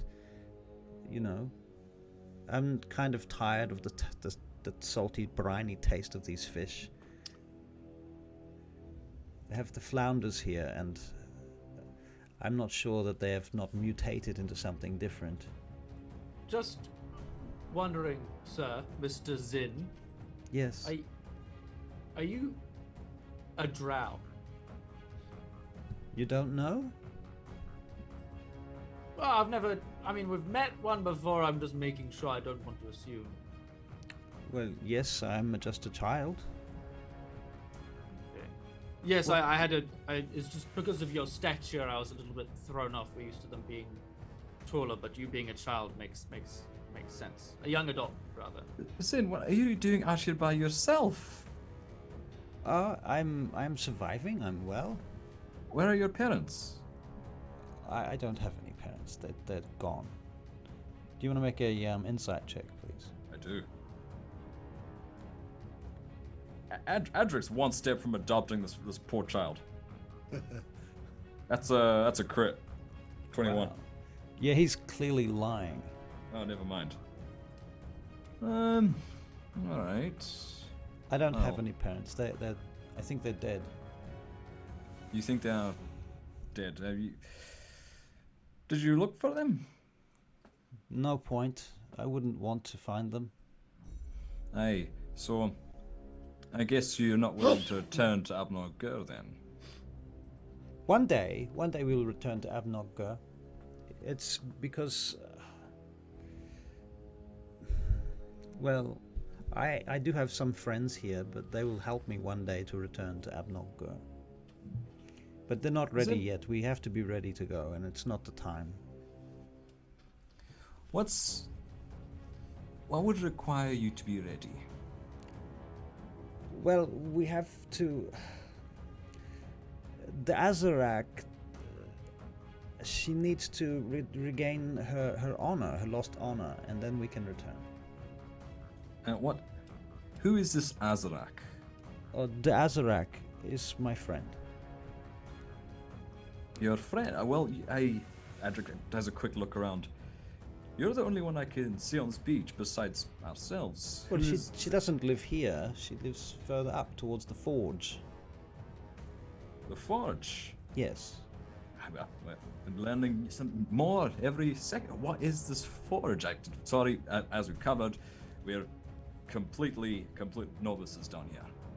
Well, if you go back in that direction on the other side of the well, past the head, you saw the head, I take it? It was large, difficult to miss. Did you come down there by yourselves? Those goblins built that staircase. I wouldn't trust it. I would take the forge route if I was you. We're unfamiliar about the Forge route. You don't know the forge. What are you doing here? Are you crazy? You come all the way here for what? Well, we were dealing with the goblins, and there was a cave-in, and we were trying to find our way out, back up to the surface. I There don't was a suppose cave you in. know. The Well, goblins. I feel like they did it themselves. That's terrible. So you're what? You're stuck now here? For now. Yeah, yes, it would seem so. Hmm. Do you have any more of that food? Those breads were very good. I'll give him the rest of whatever I have that he hasn't eaten yet. He starts munching it down. That's a good lad. Mm. No, Yes, I the wouldn't old mind trying forge- some of that. I wouldn't mind trying some of that fish you have lying around. Oh yes, you can have some of that. Perfect. Just I'd love take some. It's Thank not you. too hard to catch them. You need the right lures, though. I can help you if you know what to make. You can use the lures. Here, you can have this one. I made this, you know. That's fine craftsmanship. You should be very proud of yourself. Thank you. I think it's quite good myself. Yes. Good. Excellent. Ba-da-da-da-da-da-da-da. Adric gets a fishing rod. He gets a fishing rod. Peak dad mode. Right. So are we resolved to go through the forge? Well, I don't know if you want to take the forge route. It depends where you're going. Where are you going? Are you trying to get back home again? Preferably. Well, the forge is quite dangerous. I can say this much. But everywhere is dangerous, to be honest. Yeah, well, I was about to agree with you. Yes, everywhere around here seems very dangerous. Why do you think I live under this bridge? Here, in this little island in the middle of the lake. Wouldn't it be safer in Abnoggur? I'm not allowed to live in Abnoggur. You're not allowed to live in Abnoggur. No. They threw me out. Why? I'm not sure. Inside check. Yeah. This boy lying. What'd you get? What'd you get? What I get. Ooh, give me that good roll. That's an 18. An 18. Okay.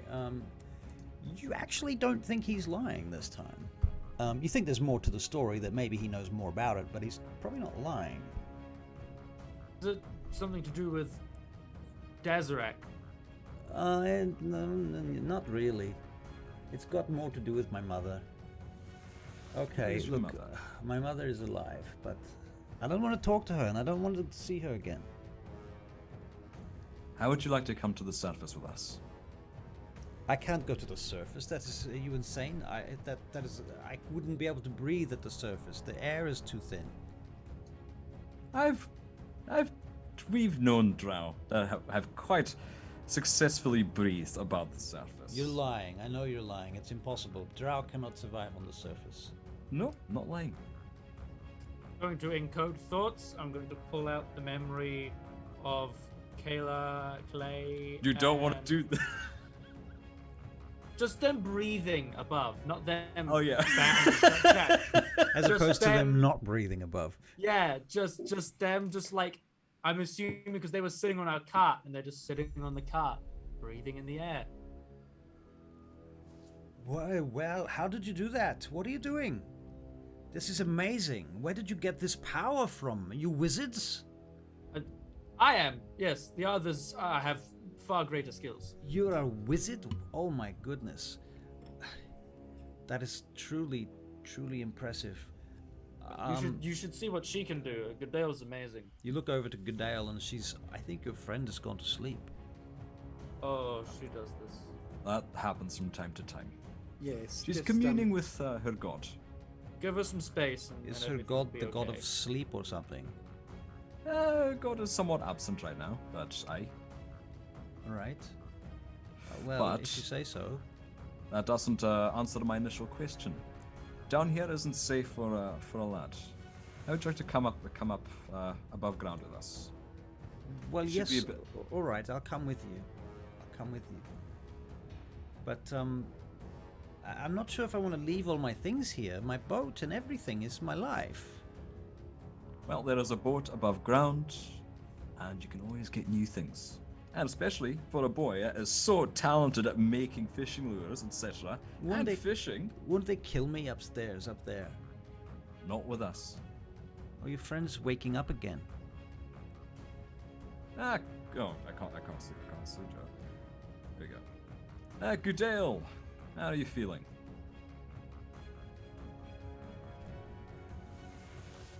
A bit worse for wear. Are we still by the lake?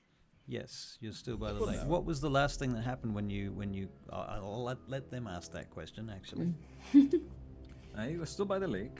What's the last thing you remember? We were speaking with a child? Aye, this is Zin. yes, my name is Zin. Zin. Zin Ifilkir. Zin Ifilkir. Good to meet you, Zin. And we were discussing the safest way to cross the lake. Well, now your friends are telling me they want to go back to the surface. I'm not sure what they want, but I'm not sure it's good for me. That seems like a dangerous place for a drow. Well, no more dangerous than down here, I guarantee that. We've discovered another way up through something called the Forge. The Forge. Zin, where are your parents? We've just been through that. He's been banished from Abnoggur for reasons undisclosed, or, well, unknown, rather. Something involving his mother. Doesn't want to see her again. Oh. Has a friend named Dazarak that he's waiting to be more well. Well, she's waiting to restore her honor so that she can return back to Abnoggur. And she's in the Forge too. I don't know where she is right now. It's not my job to look after her or watch her. She's just my friend, not my keeper. Right. No, I was just wondering if we come past her, we could maybe help her. Yes, that would be good. That Well, shouldn't be a problem. It is very good to meet you, Zin, and perhaps you would assist us in finding our way through the forge. The forge is... I don't like the forge. It's very spooky. Aye. And Well, Adric reaches out his hand towards him. Aye, but you're with us now. You'll be Spooky. perfectly safe. Spooky in one place, tentacly in another. I mean, I'm not you're sure. kind of- I don't... Don't- I'm not sure if I Don't use like the T this. word. I've been here for a very long time and I'm just fine, you know? I'm not sure that I want to go. The choice is yours. However, nothing good comes from staying in one place. Change is usually good. And if nothing, transformative. Why don't you tell me more about yourselves? Because I need to trust you first. How do I know you're not course. just going to try and capture me? Adric drops his weapons on the ground. My name is Adric. I am a dwarf from the Banakayan Mountains. I'm a builder. I like giants. I also research. I'm pretty good with a hammer, and I'm good at being bigger. What? I can become larger. Oh, yes, I've seen this before. Have you? You have? Yes. Yes. this is how we got down the stairs. But you look a bit... up the stairs. You're very strange for Dwaegar. Not Dwaegar, dwarf. Oh, you're just a dwarf. I'm not just an anything. How dare you? You cheeky little shit.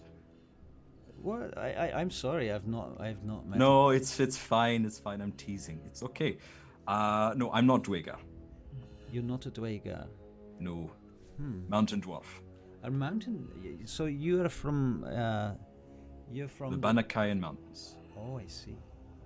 I've heard of these Banakayan mountains. Yes. And like you, I can't go back home. I also left it. Well, I chose to leave. Well, I didn't choose to leave. I was born at Abnoggur, but I was brought here when I was just a baby. You were brought here to this beach. Well, I'm not sure. I was brought up here by, myself mostly.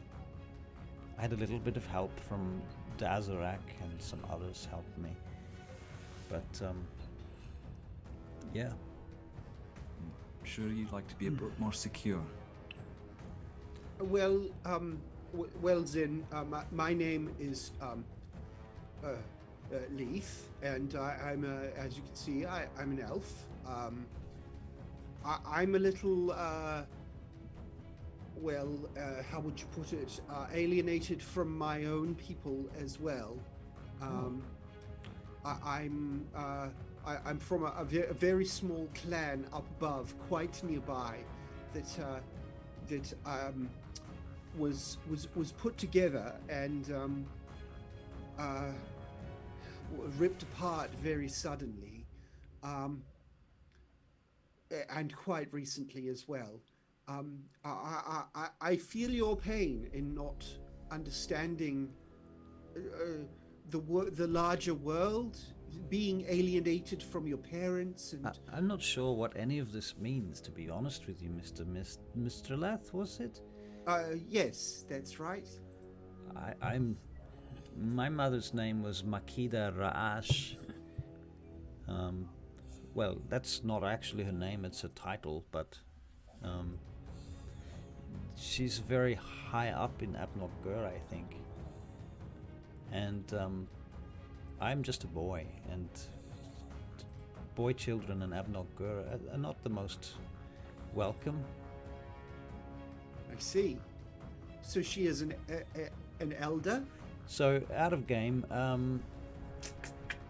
somebody here, I can't remember exactly who it was, has heard the name. In fact, I think it might be Adric. I think you've heard the name Makeda Ra'ash. Yes, I heard it from Kilaya. Right. Yeah. So, Makeda Ra'ash is the supreme matriarch of Abnor-Gur. But would Adric understand how significant that is? He knows matrons, but I don't know how much he knows about Drow society. But he's heard it twice. Heard the name twice. Supreme matriarch sounds fairly important. It's pretty important. Okay, that's familiar. I heard it from another Drow named Kilaya. We were having a chat. I don't know this Kilaya, but I don't know too many Drow, to be fair with you. That's all right. He's off doing his own thing right now. So where did you meet these Drow? On the surface, that's very interesting. How did that happen? Somewhat. We were going through a storm giant tomb, and they were there too. That's very strange. You're telling me. Well, you're a very strange mixture of people, I must say. I'm not sure what you're doing here, and I'm not sure if I trust you, but you're certainly interesting. The most interesting thing I've seen for probably 30 years. That's something at least. Brixton, get over here and introduce yourself. Oh, well, you were all having such a good time. I thought, I don't want to confuse the lad. The poor boy is trying to decide if he can trust us, or the least we can do. Oh, you can give trust. him the right tools. You can trust me, lad. Don't worry about it. Check to make a persuasion check, please, Milford. I think that's pretty persuasion.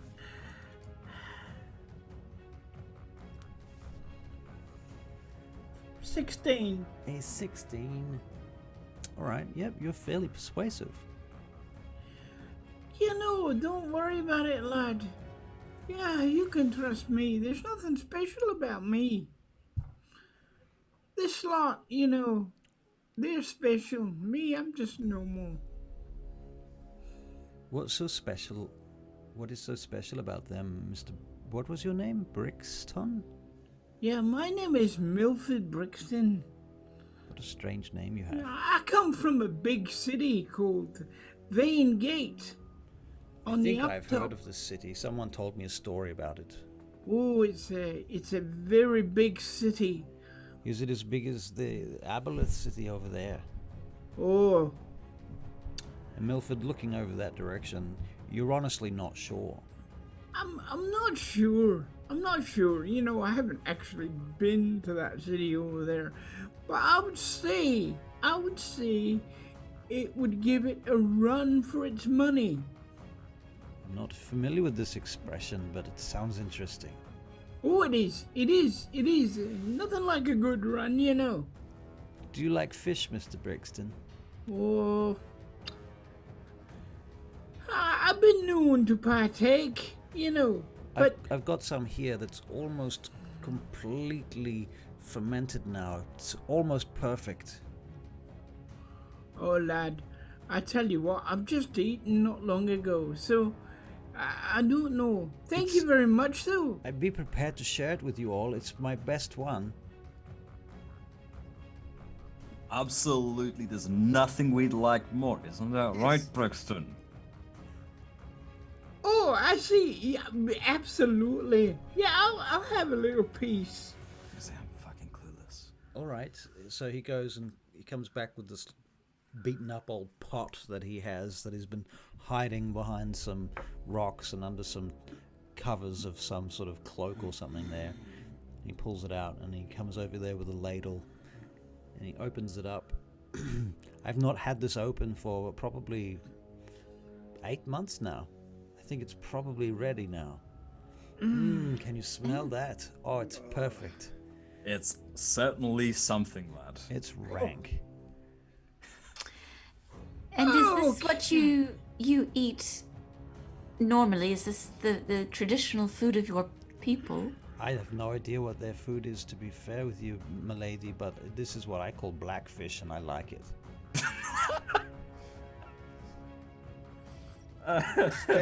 Standing by with a constitution check. Yep. Leith steps forward and says, I would certainly be interested in trying some. Yes, you might have to hold your nose, because sometimes it will make you chuck, but it's pretty good. If you can avoid the chucking bit, you can swallow it. Fills your belly. It's like that thing that humans do with dairy products, and they let them fester for some time. I don't know. Maybe it is. Yes? Oh. Pull out Excuse a me, little piece Mr. of cheese, and I go, "It's actually quite good." I give it to my badger. This is my badger. Top. I've never seen one Collapse. of these before. That's very a strange creature, is not? It's a Excuse me. borrower, but like, Are you a human? yes. I'm very sorry for you. Thank you. Can I But ask would you? you like? Yes. Can I ask you a question? Of course. What is it like when you know that you're going to die quite soon? Actually, Milford would probably be better suited to answer that one. Out of game. In game, this is Adric actually laughing.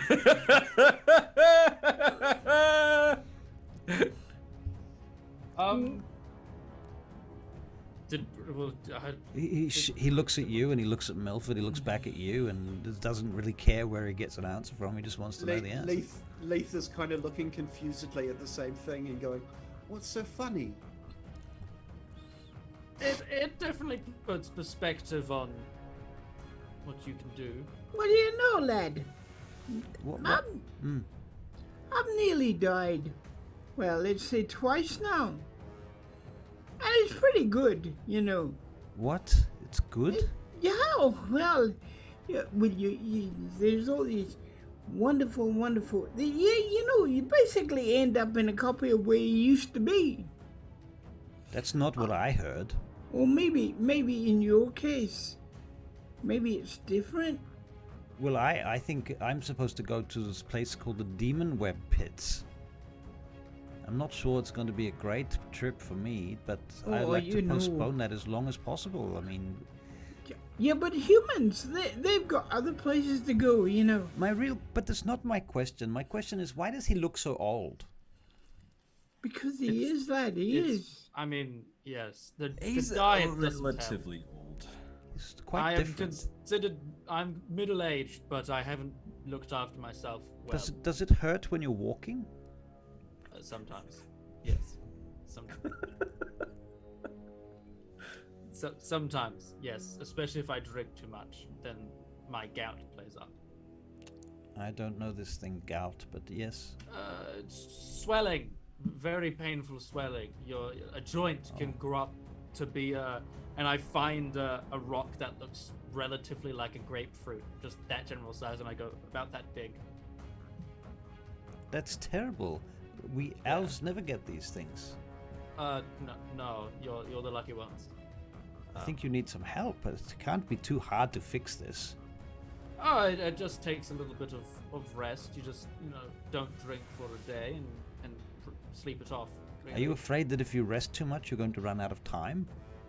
I've already done that. So, I guess I've already faced that, which is why I'm down here. I see. That's as good as any reason to be down here, but Zin looks a little confused. Okay. Well, I'm not sure what to say, but, So you're going to head for the forge? Aye. I suppose I could come Yes. along. And anything away from the yeah. also, Zin, did you Yes. like the breads that you had earlier? The bread? Yeah, Aye. it was good. Yes, good. There's a lot of that on the surface. They have a lot of bread? Bread and vegetables, different fish of every kind, different meats. I'm a little bit afraid, though. I mean, you can see above to the sky. They tell me about the stars and the night sky and have you the heard? moons even, and I'm a little bit concerned that I'm going to be afraid of these things. You'll never know until you go. And if you don't like it, you can always return. That's true. That's true. All right, I'll come along. I'll come along and see. That's a good lad. We would very much appreciate a guide. Well, I Indeed. can only do my best. That's all we ask. I'm not course. sure if I'm a good guide or not, but I'll try. Better than us. Better than us. I can tell you that you don't want to go on the west side of the bridge stuff, especially over that shore over there. That's where it mostly comes. It Yeah, being the thing, the aboleth. okay. Very good. The forge. Off to the shall we? forge then. All right then, let's go. Yes. Lead the way. You're leading us, lad. I'm leading you. Oh, very well. Okay, so he takes you, he picks up some bags and things, or he packs some stuff. It's not much, he doesn't have a lot of stuff. But he's got a dagger and a few other bits and pieces in a small knapsack, and he says, I have to leave a message here in case the Azarak comes. Will you wait for me up on the road? The Absolutely. And is Dazarak a child such as yourself? No. No. Just a friend of mine. I'll meet you on the road, all right? What does she look like, if we may ask? Is she a drow as well, or is she? Yes. Just so we recognize her, should we come across her? Yes, she's a drow. You can make a insight check. Yeah.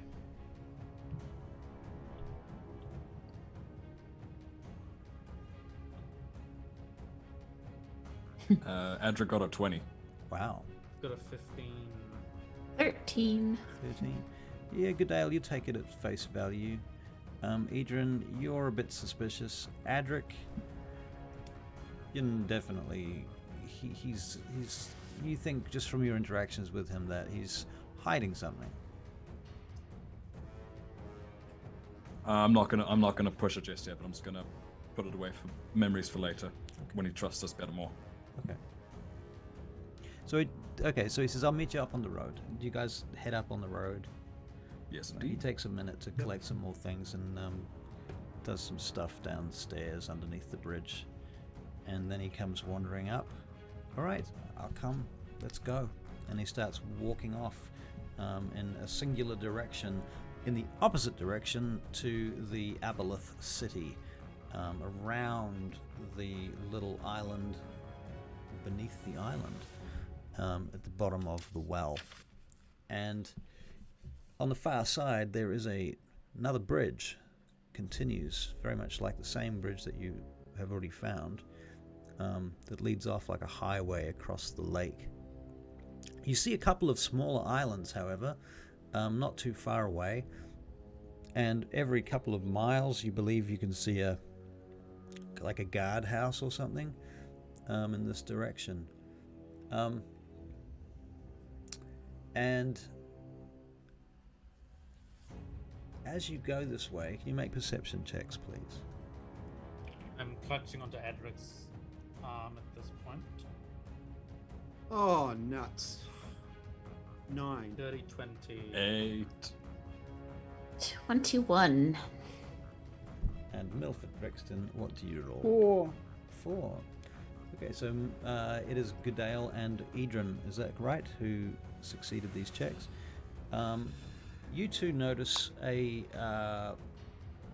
light coming from one of the guard houses about 1.5 miles away on an island.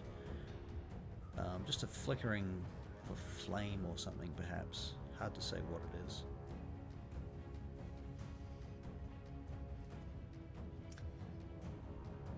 There's a light on, Edrin. I don't know what down here needs a light for, and I was hoping this place wouldn't be populated as such. It seems someone is home. We should be a little bit cautious as we go. At this point, while you're having this conversation, Zin is about 40 feet ahead of the group, sort of leading the way. He's just walking.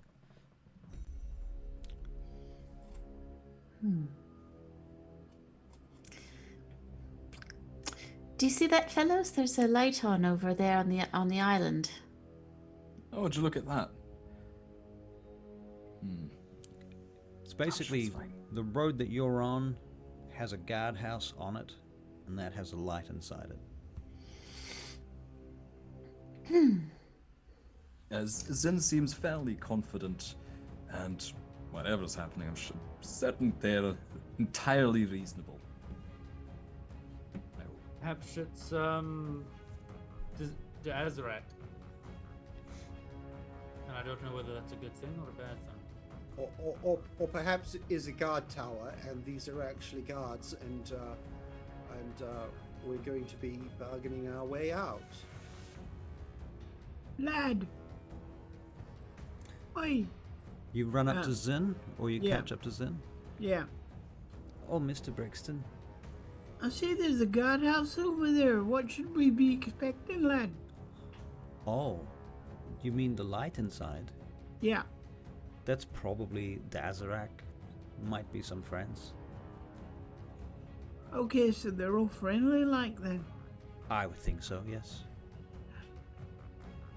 Okay. So there's nothing to worry about then. He looks over his shoulder. No, I don't think so. Can you make an insight Perfect. check? Oh boy. I hope I haven't made another poor judgment about somebody I've just met. Milford, can you make an insight check as well? Adric got a 13. Insight. Seems genuine to you, Adric. Insight. But Adric wants to believe. Adric wants to believe. 17. Milford, something about his tone is a bit off to you. Hey, what's up, lad? Nothing. I'm just not sure about whether or not Dazarak might feel that I've encroached somehow. Encroached on what? Oh, her space, her territory, this, bringing friends this way. I mean, I don't really know you. You could really just be enemies. You could be here for something else. Well, She might. so could you, and so could they. Yes, but I've been told off before for breaking rules. No, I think she'd find us interesting, We might be able to help her with her problem. That's what you could tell her. Right. That makes sense. That's a good lad. I knew you'd think of that. All right. I So- know what it is to be at odds with your parents. Right. I'm sure, well, we'll do our best to not be a trouble to you. But if you could get us to the forge, we'd be ever so grateful. Well, I'm doing my best, you know. And that's all we can ask, lad. All right. Just a minute. Give me 1 minute, please.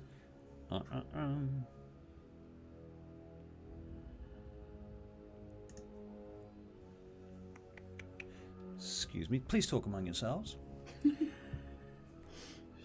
Eden, how are you feeling? It's something to take my mind off of the inky waters. There's So, you may as well not exist because you're not going down there. There's nothing to worry about. Just hold yes, on my to me. friend, we're moving away from the waters, so Very good. you'll be fine. Yes. I must say that the forge sounds like the complete opposite. If anything, it's filled with fire. Yeah. Oh. Better. I'm not sure if that's good or bad. Well, it's not It's a just whole lot of different. water. It's just different, really. It can be very bad, but it can also be very nice and warm. So I'm torn. And change is good, Adric says, pointing at Zin. Well, I don't think you'll find too much fire at the forge, to be honest with you. I don't think the forge has run for thousands of years. We just call it the forge. Oh, It used to be. We think it was a forge. What can you tell us about this forge? Well, it's very big. It's huge, in fact. It's many levels, maybe 7 or 8 different levels high, and on either side of you as you go inside it, and there is a river down the middle. Sometimes it's dry, though. And some people live there. I don't know them very well, and Are they I don't are usually they go more there. drow like you? No, they're different to me. I'm not sure. I think they're more like you. This should be fun. oh. Perhaps we'll meet some more dwarves. No. Dwerga, potentially. He looks over at you. Oh, you know them. They must be friends of yours. I'm familiar. I've had 1 or 2 meetings with a few Dwerga when I was back in the mountains. They were tense, to say the least. But I'm sure there will be no problem at all. I have an idea. What if, just so that we don't have any trouble, what if I go ahead and I just see if it's to Azarak, and I just tell her that I've got some friends coming. Alright, but just in case there's danger, just yell out if you need it. If you need help, I don't want you running into danger. All right. Good lad. Okay, and he trots off towards the guard tower. All right. He seems like a good boy. Well, We might- well, yes. We might be walking into something. We're always walking into something. Yes, I know. It's but the I- what part that worries I'm- me. I'm unsure of whether Zin is going ahead to Prepare make an sure everything's ambush. okay, or I've already thought of that. And thus you have a plan just in case, right? Well, no, not really. I was going to leave that to you, Edric. Well, to be fair, my plan is Zin. Because without him, we were likely just going to continue walking over that bridge. Well, that's he's- true. That's true. That's true. He's our best chance out, and I can't leave a child on their own down here.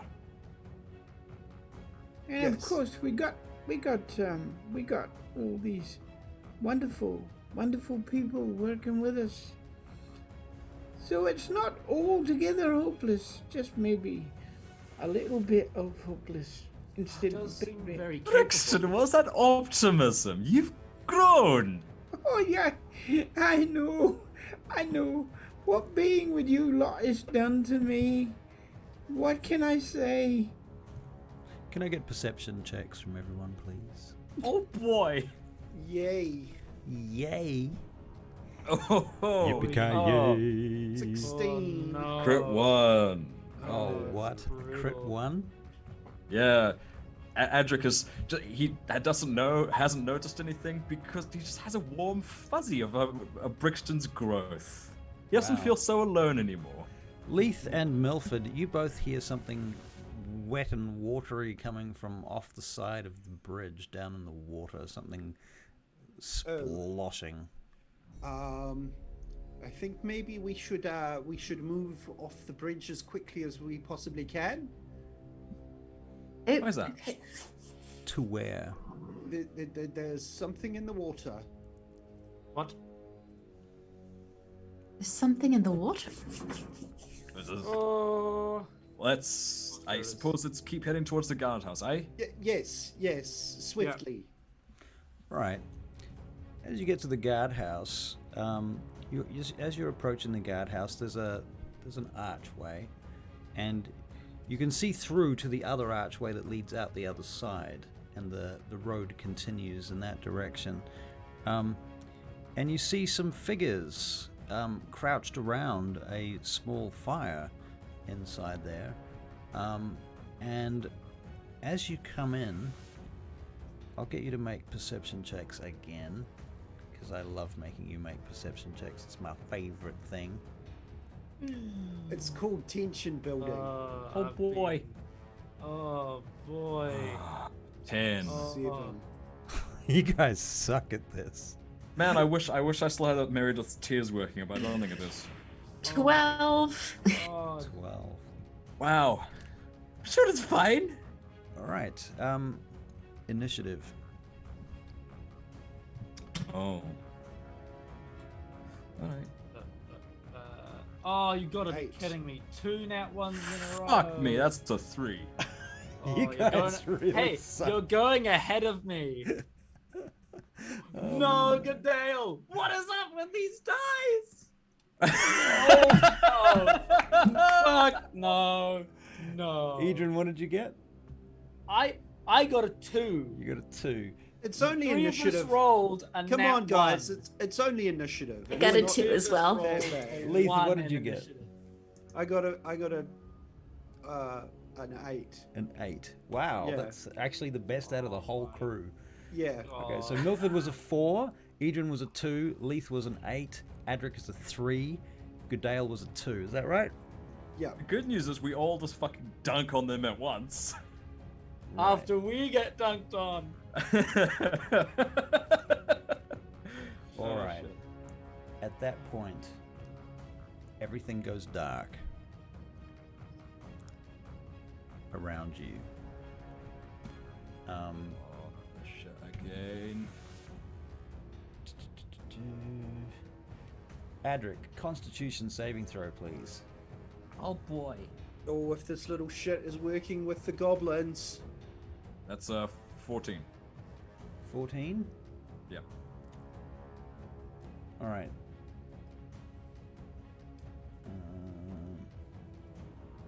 Oh boy, it's Right, you, Adric, you hear this sounds, something sprays all over you, and you take 2 points of poison damage. I have resistance to poison, so that's just down to a 1. Wicked. All right. At that point, Leith. Actually, that's going to be with disadvantage. Never mind. What's your armor class, Leith? Mine is 17. You feel something slide past your armor and scrape off you like a blade or something, but it feels like a hurled weapon, possibly a javelin or something like that. Shit. Milford, you hear something go thudding into the ground next to you. Leith, it's actually your turn. Okay. Am I caught in something, or is it just dark? It's just dark. Just gone black? Yep. Inky blackness. You are subject to the blinded condition. You have disadvantage on all attack rolls, saving throws, and skill checks. Blinded, so okay. I'll just check that it's saving throws as well. I'm pretty sure saving throws as well. I did just make a damn video about this, but hey.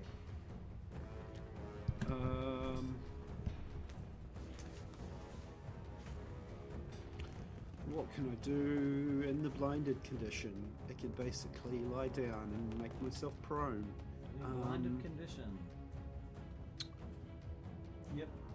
Can't see, automatically fail any ability checks that require sight. Attack rolls against creatures against the creature have advantage, so anyone attacking you gets advantage. Your attacks have disadvantage. The good news is that because it's a darkness spell and it has a radius, anyone trying to attack you also gets disadvantage right now, so because they're all effectively blind. They don't know where you are within the blackness, so... Just momentarily before we went to black, did I see anything to hide behind? Not a lot. Not really. It's a round room with a door on either side, and it's 2 or 3 floors high. But I'll tell you what you did see, Leith, is you saw this large spider body coming down towards you, and on top of the spider body is the half of a drow elf sticking out from the front of the thorax. I'm going to attempt to run for the opposite door. All right, you can make an athletics check with disadvantage. Yep.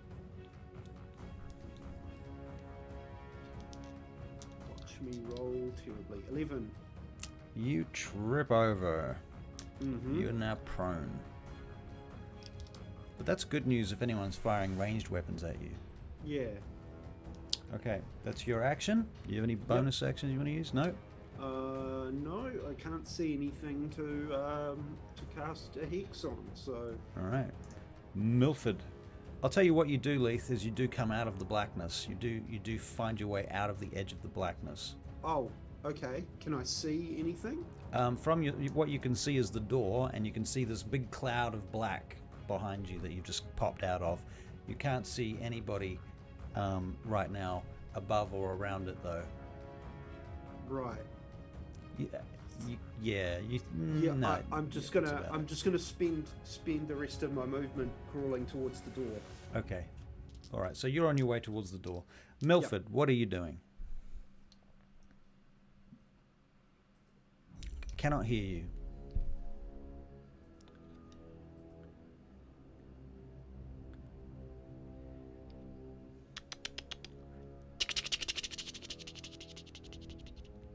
I throw the rope up in the darkness and tell it to tie a knot.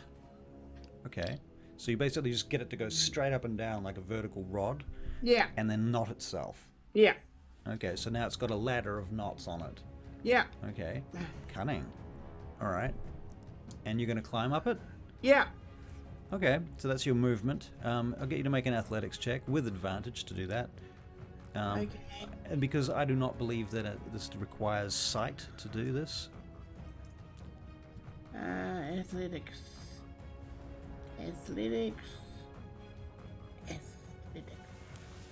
Oh, athletics, hang on. Towards the top, mate. With the dex, eh? It is. No, it's with strength, actually. Oh, athletics. Oh, there it is. And it's with advantage. Yep. And here we go. What do we get Come here? on. A 14. All right, you go popping out of the top of the blinky blackness, and you see there's this Drider sitting above you, and looks down at you, quite shocked to see you come out. You've used your movement, you've used your action. You could take a bonus action if you have one. You can't really hide because you're hanging on a rope, and the only thing you could do is go back into the darkness to try and hide. No. You could disengage because you're a special type of rogue that can do that. with a I'll bonus action. disengage. So that means going back down again, though. No. I'll stay where I am. I'll hold my... Yeah. All right, so you're just going to wait for the next round until you have a chance to attack. That makes sense. Yep. All right, very good. Okay. Very well. At that point, something comes flying towards you, Adric.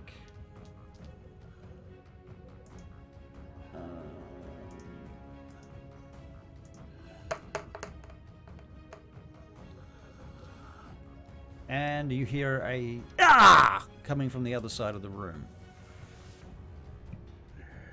Something just goes past you, misses you completely, and somebody on the other side of the room shouts. Cool. All right. Adric, it's now your turn. I'm going to yell out in Undercommon. We mean you no harm. Please put your weapons down. Is there any response? There's some laughter coming from above. Fools! All right. And I'm going Lay to down your weapons. You are mine now. I suppose that's a threat then. Prepare for a life of slavery at Abnoggur. You shall be worked into the ground. Not if I put you in it first. And I'm going to go giant. You go giant. All right. How tall does that make you? 10 feet tall. 10 feet tall. Not quite tall enough to see out of the darkness.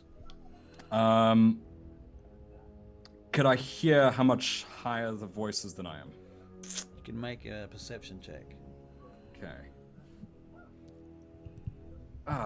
Fuck me, that's a 7. Yeah, you can't tell. It's very echoey in here. Cool, reasonable. I'm going to pull out my Hammer of Thunderbolts. Okay. And I am going to... Okay. Yeah. Don't want to hit Brixton. Fuck. Actually, no. I am going to... I'm going to do a very Super Mario move, and I'm going to jump, and I'm going to swing my very huge, large hammer up towards where I think the voice is. Okay, so you're going to make an athletics check. Yep. So when I'm... With just double advantage check. because you're giant. Yep. Thank you very much. I was just about to check that. Please don't fuck me. God, I got 2 ones?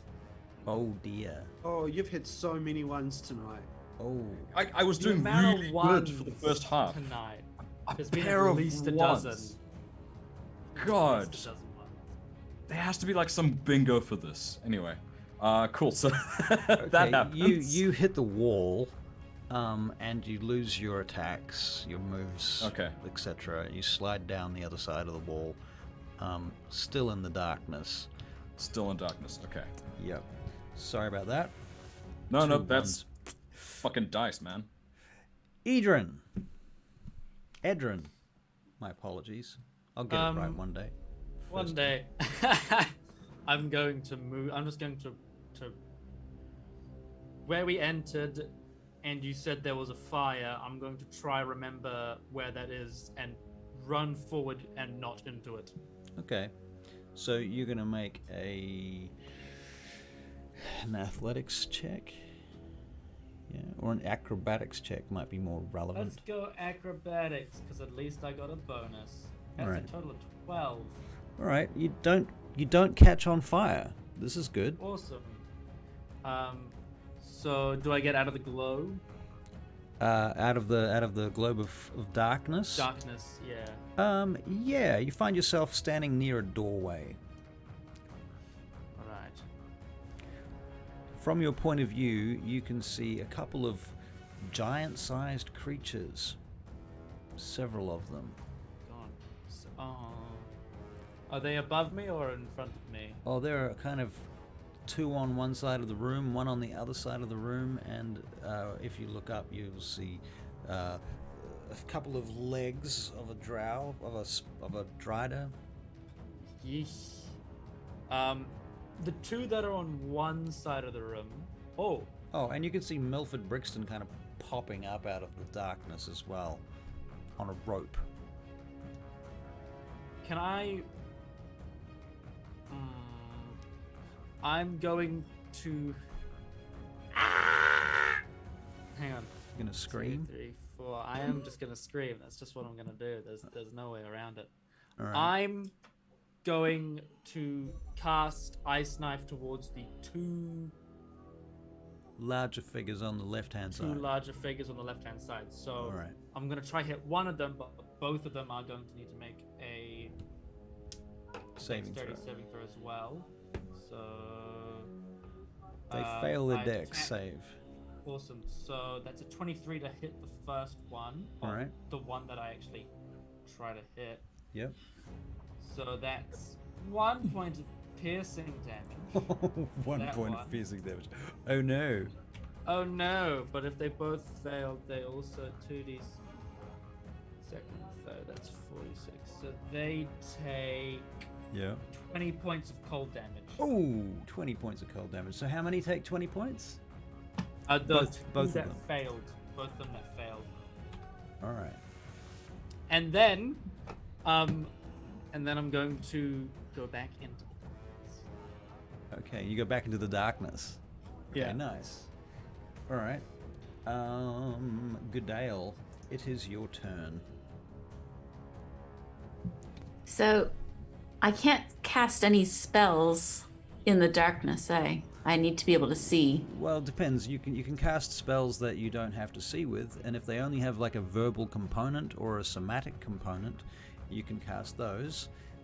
If you need to cast a spell that has material components, you could possibly identify them by touch, but then you would probably have to make a wisdom check, I think, to do that. Okay. And that would be with disadvantage, to see whether or not you actually chose the right components. Otherwise, you might be throwing a bag of gold dust instead of a bag of, I don't know, silver dust.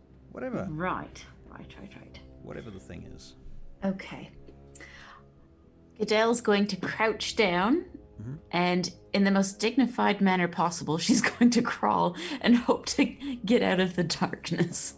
Okay. Or bump into someone she knows. All right. Get you to make a perception check then, please. She might bump into the ladder. She might. Oh, I hope not. Well, I wouldn't knock it over, I hope. The rope. The rope ladder he's talking about. Right. You can't knock Right. that over. So it's perception, was it? Yep, just perception. Okay. 24. Ooh, well done. Okay. You do make it to the other side of the darkness without bumping into anyone. Whew. And you come out and you find Edrin. Well, no, you don't. You go past Edrin because he went back into the darkness, didn't he? Yes. I did indeed. You It did. would be me. It would be me. Right, on so the she other finds side. that would make sense. Yeah, Leith. Okay, so she finds Leith. All right, so that's your movement. Right. Can I get up my spiritual weapon then? Bonus action, or I think it actually is a bonus action to bring it up. I've been checking this lately, and I think It it's is. Yeah. Sweet. Yep. So you bonus action up your spiritual weapon. Yes. You conjure it up. It's a big sword, isn't it? Yes. All right. So Yeah. it's Big glowing, blue sword. Blue sword. Glowing. And if I passed Edrin, Mm-hmm. then can I aim it at the thing that he gave 1 point of piercing damage to? You can. Technically 21. Oh, technically 21. Sorry. Technically.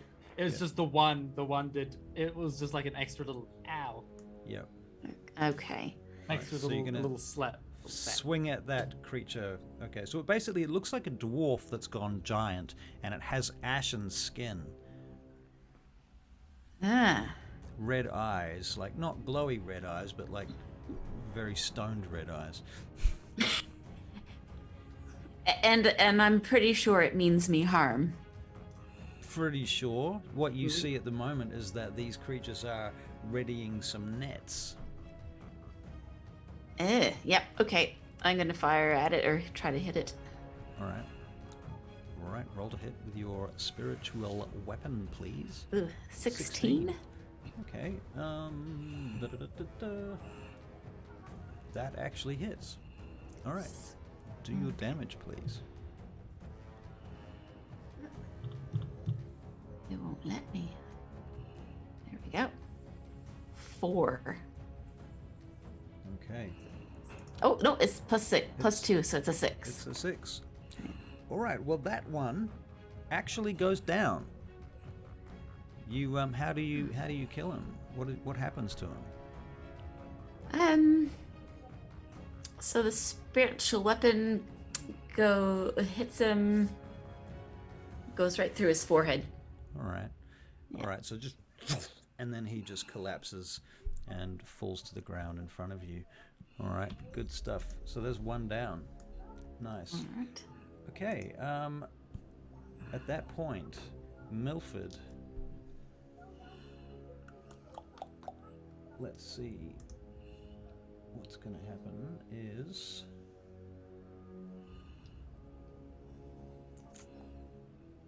you need to make a wisdom saving throw, Milford. Saving throw, okay. Wisdom. Wisdom. No. 18. 18, very well. You feel this. She casts some kind of spell on you, this Drider, and you feel yourself kind of start to stiffen up like you're about to get paralyzed, and you just manage to somehow force your way through it, and it doesn't quite affect you the way you were getting a bit scared that it was going to paralyze you, but it doesn't, remarkably. You made a saving throw. At which point, she lashes out with her face. She literally tries to bite you like a vampire would. Mm-hmm. What's your armor class? Oh, I think she hits you. 16. Alright, yeah, she hits you. She's gonna do 2 plus. Ooh, ouch. You need to make a saving throw versus poison. This is a Constitution saving throw. Constitution. That sounded like a subscription or a follow. Wow, guess 93. 14. Thank you for following. 14. Okay, yep, that's good. So you take 7 points of poison damage. Take it off my thing. Alright. Milford Brixton, 7 points. Oh dearie me, come back here. Ah, now I've got to reload your character. Yes, thank you for following. Guess 93. Milford, 7 points. You are down to 15 hit points, Milford, just so that you know that. Okay,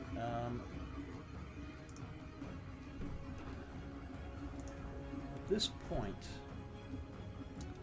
you see one of the Dwegar, because that is what they are, try to cast a net across the room to catch anybody that might be in there. So I'm going to get everybody to make a dexterity saving throw. Including me? Including you.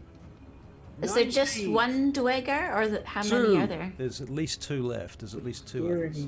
I got a 14, and again my phone just decided to roll a Constitution check, so ignore that. Okay. Is it Driders or is it Dragar? There is a Drider, Yep. and there were 3 Dwegar, or as the Americans call them, Durigar or something like that. Yeah. They're 9. okay. So Edric got a 2. 14. I got a 19. okay, so Leith, you're not caught in a net. And who? What was the last one? Okay, Adric, you're in the net. Goodale? Hell yeah. 14. 14, you're not in the net. Edrin? 14. You're not in the net. Milford? I am. Okay. You mean I fall off the ladder? You didn't fall off the ladder, but you can't move. You can make a... Everyone's going to make a athletics check now. Oh, Okay. nuts.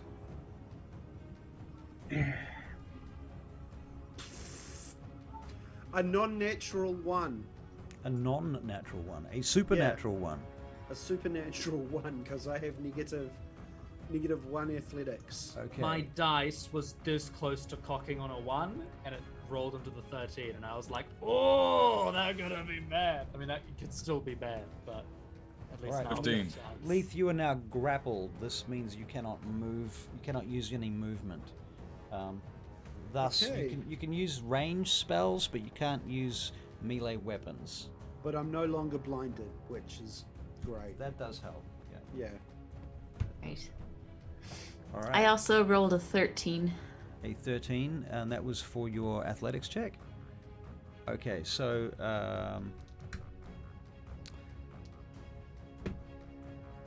all right, Goodale, you managed to pull your way out of the net. Actually, so who else rolled above about I rolled a 25. for your athletics? Yeah. And it was Well, do we athletics need to and roll not above? acrobatics. Just double Yeah, check. it was athletics. Okay, cool. What do we need to roll Andrew got above? a 15. Adric got a 15. Goodale got a 13. Yeah, 13 will cover it. So, Idrin, you also managed to get out of the net. All right, cool. Then you can all make another dexterity check as a second net comes flying out from the other side. Dexterity check or saving throw? Saving throw. Six. Saving throw. 19. Oh, it's 9. pointless for me anyway, because I'm already grappled. Right. So you don't need to worry about it then. Yeah, you're Yeah. already grappled. Okay. And 21. 19. Okay, Milford, you avoid it. Did you say 19, Goodale? Alright, you're good. Andrew got a 9. Adric got a 9. Okay, who got below 13? Just you? Just Adric? Yeah, I think so. Okay, well, Adric, you're well grappled. God damn it. Okay. Leith, it's your turn. I'm grappled, so I'm going to try and get out of the grapple. Alright, make an athletics check. Unless, I mean, yeah, you're grappled by a net. So, consider that. Can't really do. Can I move my hands? Yeah. Okay, I'll get my I'll get one of my daggers out and try to cut myself out of the net. Okay, so you can make a sleight of hand check with disadvantage.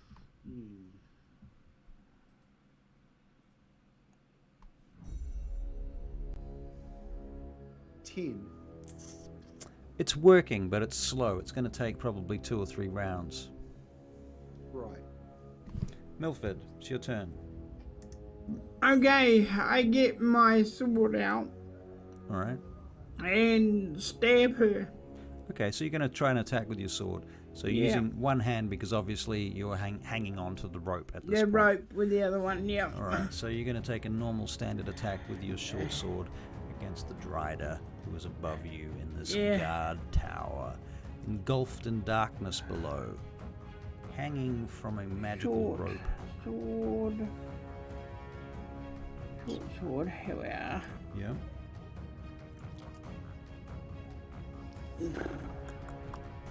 Ah, 11. Does not hit, unfortunately. I know. Okay. Surrender, children. You cannot defeat us. She says, her voice echoing around the chamber. Another Dwagar tries to attack with another net. Make an athletics check. Milford, Edrin, and Goodale. Okay. Did you say athletics? Yeah, it's a saving throw. It's a dexterity saving throw. Sorry, did I say athletics check? I was completely wrong. Athletics. 15. Did you say? No, dexterity saving throw. Okay, sorry. 15. No, don't be sorry. I was wrong the first time. 14. 14 is good. 15 is good. That's not. Come. 12. 12. Milford, you're caught in the net, but you know what? That doesn't make a lot of difference to you because you're clinging to the top of a rope already, and you're not moving. So the only thing it really stops you from doing is from basically moving left or right or jumping off the rope. You're stuck where you are. Okay.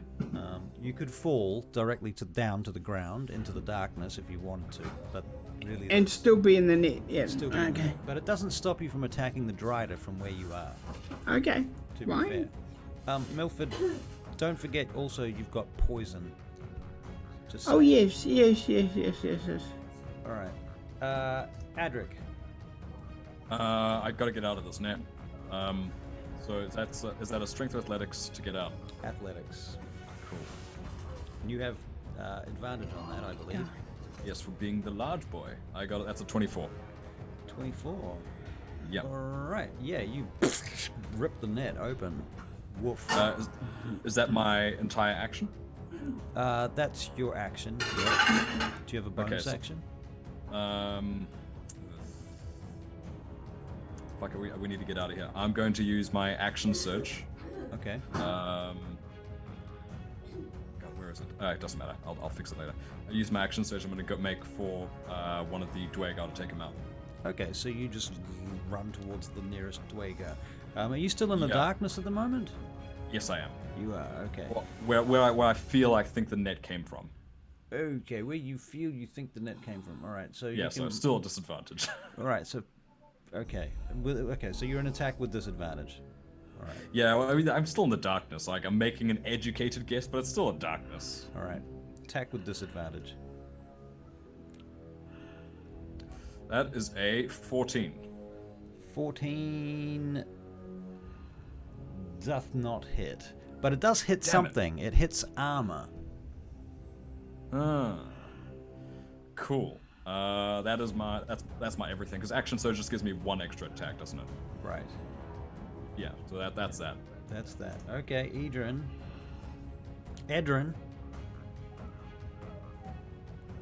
I'm going to pop out once more. Yeah. And, woo. You know, gotta do what I keep doing best.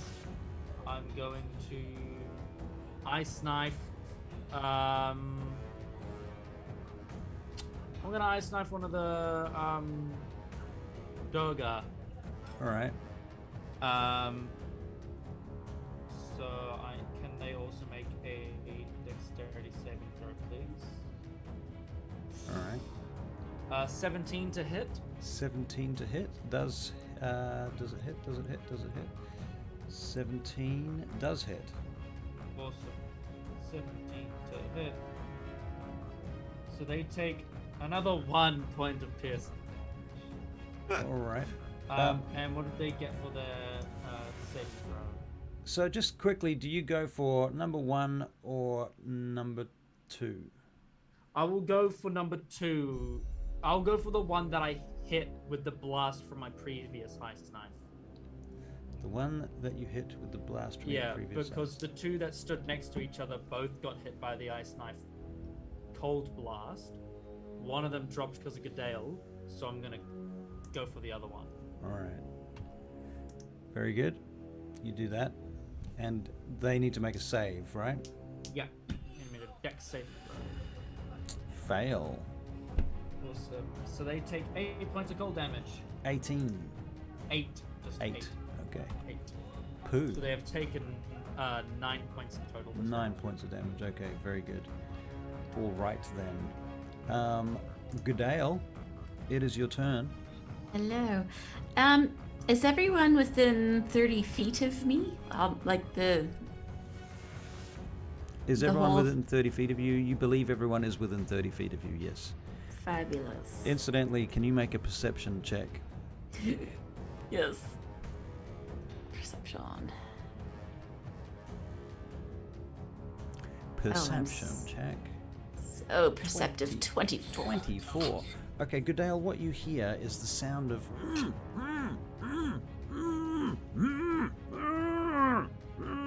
coming from the sides of the room. You hear and then from the other side.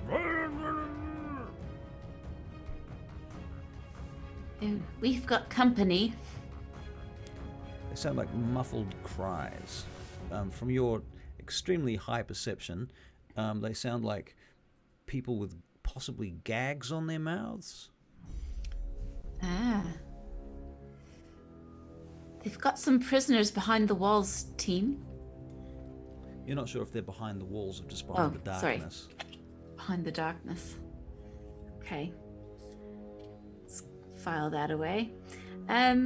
Goodale's going to cast Beacon of Hope. Okay. What does that do? Haha. This spell bestows hope and vitality. Choose any number of creatures within range, so all my friends. For the duration, each target has advantage on wisdom saving throws and death saving throws. Nice. And regains the maximum number of hit points possible.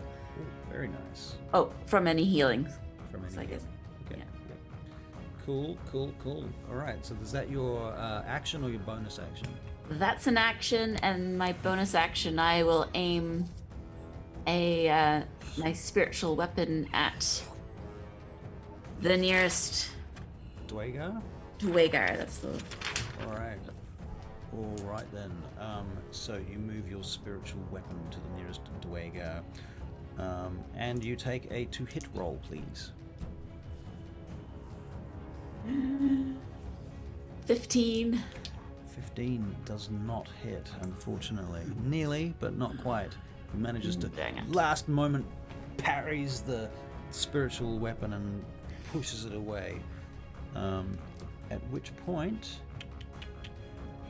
Can I Yep. Can I hop back into the darkness? Like Edrin did? What have you done as far as movement is concerned? I on my made- last turn I crawled out and That then was I your kinda- last turn, though, wasn't it? Yeah. Okay, so you're fine. Yeah, you can do that. I'll just fade Pop into the back darkness. into the darkness. All right.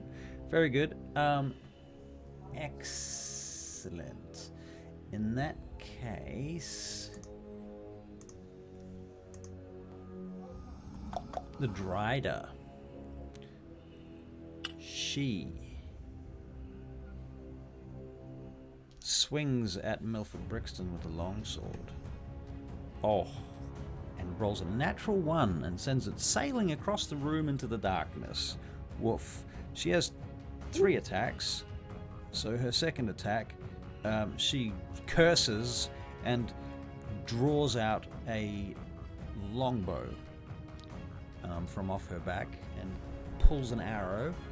And she says, "You'll take this one in your face."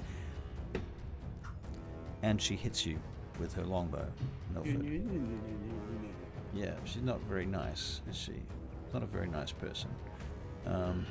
And with the longbow, you take a 3 points of damage plus 3 is 6, and another 3 points of poison damage. So that's 9 points of damage. Oh, I'm gonna go back to the Now you are suffering from the poisoned condition, Milford, which means disadvantage on everything. Basically, it's like being yeah. drunk. Yep. Or worse. Yeah. Okay. So you've taken a hit. The Dryder's done her thing. And the next Dwagar is trying to throw a net at whoever's not currently caught. This one's for you, Edrin. Dexterity save. Dexterity saving throw. 19. Would that be me as well? No. Okay. 19. Yep. So you avoid it, Edrin. You hear it coming, woof, and you duck, and it just sails over your head, you believe, and then you hear it being dragged back again through the darkness. Now, Adric, you can make a dexterity save. Fabulous. Fabulous. Yes. Oh, that's a 19. Oh, very Those are- nice. Okay, similar situation. You hear it coming, you dodge out of the way, and you hear it hit the ground and then rattle back across the ground this way through. Yes. Okay. Leith. Yay, again. I'm still stuck in the net. Yep. So you're chopping your way out. Okay. So. Yep. Another sleight of hand check. Yep. 14. All right, you cut it out open. Yay. All right, you Is can. there anything else I can do this turn? Yep, you can take a bonus action if you have one, or movement if you have that. Can I see the Drider? You're not in the darkness, are you? So yes, No. you can see the Drider. Okay, I'll cast Hex on her. All right, cast Hex on the Drider. Very good. An awesome Yep. D gives inspiration to Melford. Dun dun dun. Thank you. Thank you very much. There you go. You probably need that. Yeah. All right, so you cast Hex on the Drider, and with your Hex, what form of disadvantage do you give her?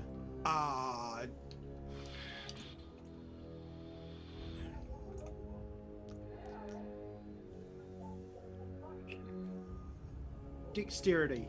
Dexterity. All right, very Yep. good. It doesn't have any other immediate effects, does it? It only works with necrotic damage when you hit her. When I hit, yeah. Right.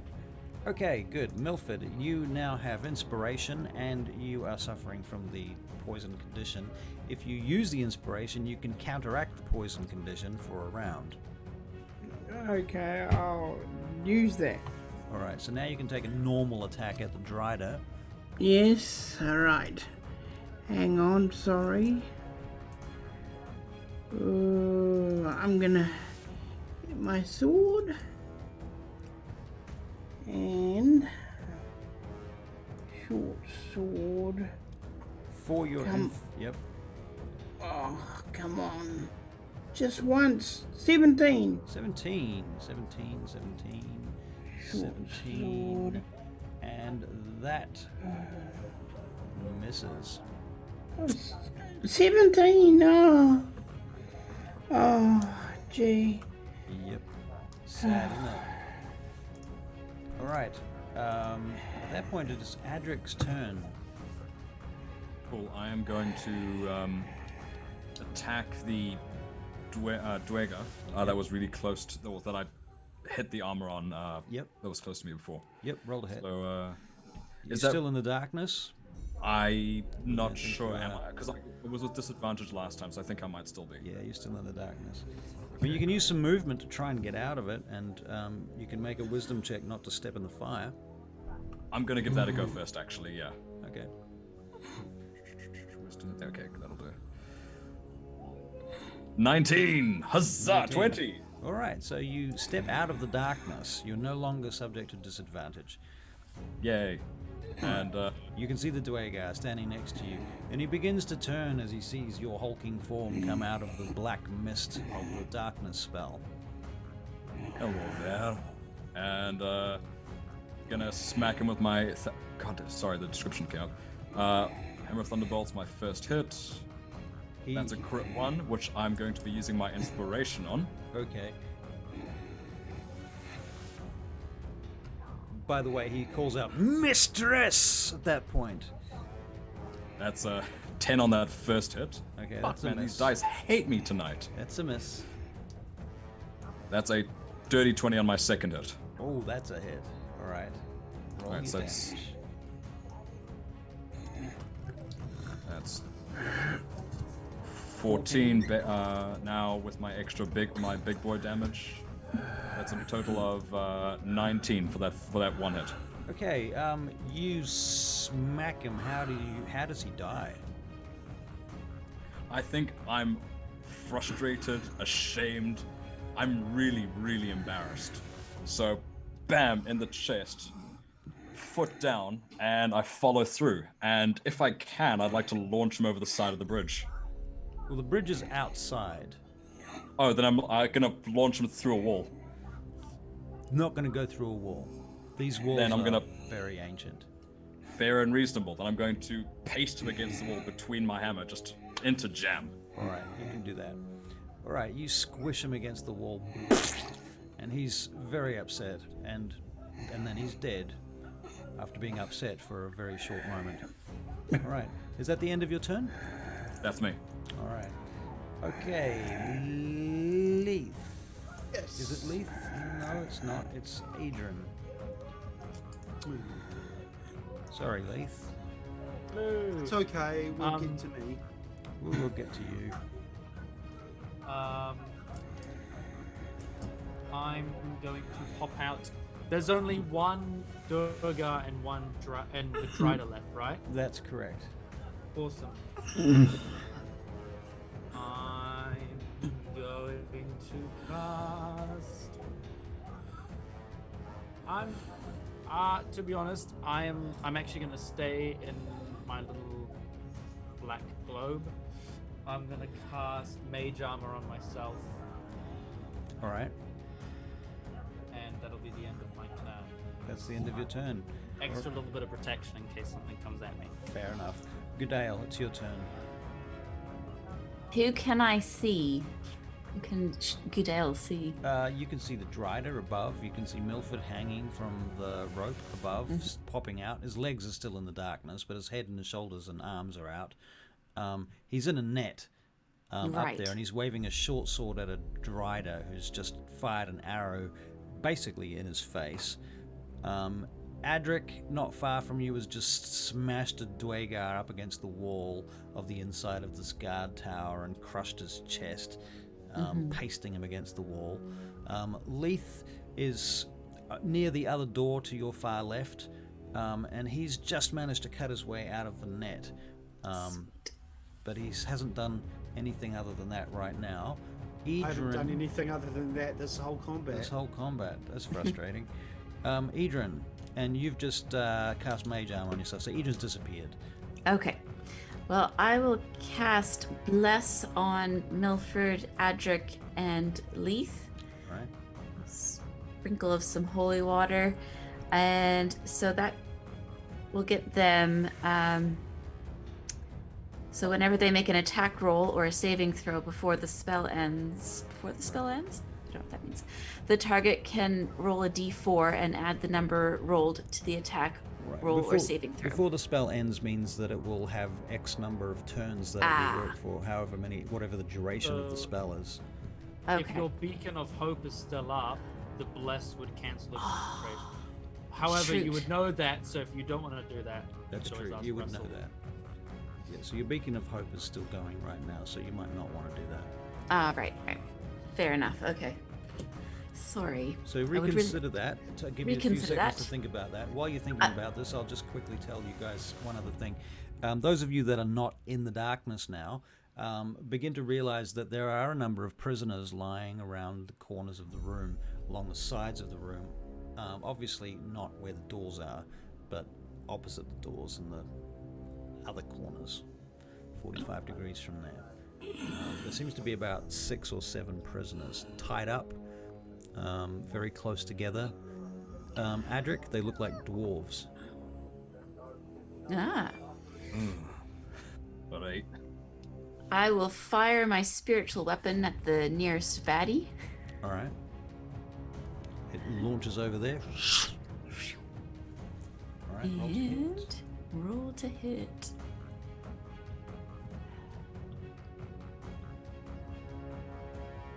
It's a 18. 18. That does hit. Does hit. Good. And 6 damage. 6 damage. All right. Very good. So you chomp into one of the remaining Dwagar now. Sweet. Okay. Slash it down the chest. All right. At that point, the Drider is going to poison spray Milford Brixton. So Milford Brixton. Where is it? Poison spray. Poison spray. Here we go. Constitution saving throw at disadvantage, please. Yay. Good luck. 12. 12, you say? A 12. That is a fail. You take 11 points of poison damage. Okay, that's me gone then. So you're unconscious, are you? Oh no. No, you're not. You've still got 3 hit points. It's not that easy, mate. 4 hit points. 4 hit Um, points. We know you want to retire. Yeah. but he's Yes. under the beacon of hope. So does that help his saving throw, the death saving throw, or not? That was not a death saving throw. It would Ah, okay. Death saving throw Sorry. is once he gets to 0 hit points and he's Right. bleeding out. Okay. But if you were to heal him, he would automatically gain the maximum number that you could potentially roll. Yeah. Right. Okay. Moving right along. The Drider is good. Dwager takes a net and throws it towards Leith. Ah, Leith, make a dexterity save. Do you have any blessings or anything that you can use on this, or any inspiration that you can? is there not that thing from? Yeah, the beacon of hope looks like wisdom saving throws. Wisdom save. Wisdom saving throws. My dexterity saving throw was an 8. Oh, genius. Shit. You grappled again. Not very. Bullshit. This is bullshit. Oh This man. is bullshit. Oh, that sucks. That sucks. I'm so sorry. Me too. I sympathize with you, my friend. I sympathize with you. No, just fight, please. Fight. The good news is it is your action, Leith. Well, I'll cut myself out then. All right. So you're gonna make a. What did we do before? A sleight of hand check, That's the one. and that's a 7, and I don't. Yeah. So suck it. You're sucking it. I think you should probably try some real dice for a change. Maybe instead of these dirty digital ones. All right, Milford. Then I can lie about my Yes. my rolls. Oh, there's so many nat 20s. How'd you manage that in one session? Right. Milford, what are you doing? You attacking with your short sword again? Yeah, for whatever good it's gonna do, yeah. All right. Yeah, short sword. Short sword, watch it miss. And yes, it did. It did. Look, Russell wants to put us all into slavery. Let him put us all into slavery. You guys Good are Dwager dead. We're doing pretty good. doing okay. Yeah. Yay. You all might be doing pretty okay. Your dice are fucking you. I got 2 nat 1s on an advantage. He's dead. Adric, it's your turn. All right, cool. Can I can see that Brixton's struggling. Is there a way that I can get at the Drider, sorry, from my position? Do you have any ranged weapons? I do have my 2 axes. You're right. I'm going to use both my attacks to fling my hand axes at the Drider. All right, roll to hit. That is a 25 on that first one, and I'll roll that again. So that hits, by the way. Brilliant. And that's a 21 on my second attack. That also hits. Very good. Cool. So I'm gonna roll both these hand axe damages. I have to check something here. 7 on the first. Come on. And an 8 on the second. I'll add an extra d6 for damage. All right. Tell me your total damage. All right. One moment, caller. Come on, do the thing. All right, so that is a 7 plus 8. That is a God. Numbers are hard. That's 50. It's a total of 20 damage to the Drider. Okay. 20 damage to the Alright, cool. You're too Dwager down. You feel like giving up yet? She laughs. She laughs at you, Adric. She laughs at you. With 2 hand axes embedded in her. Very, very, very brave. Edrin. If it ain't broke, don't fix it. Yeah.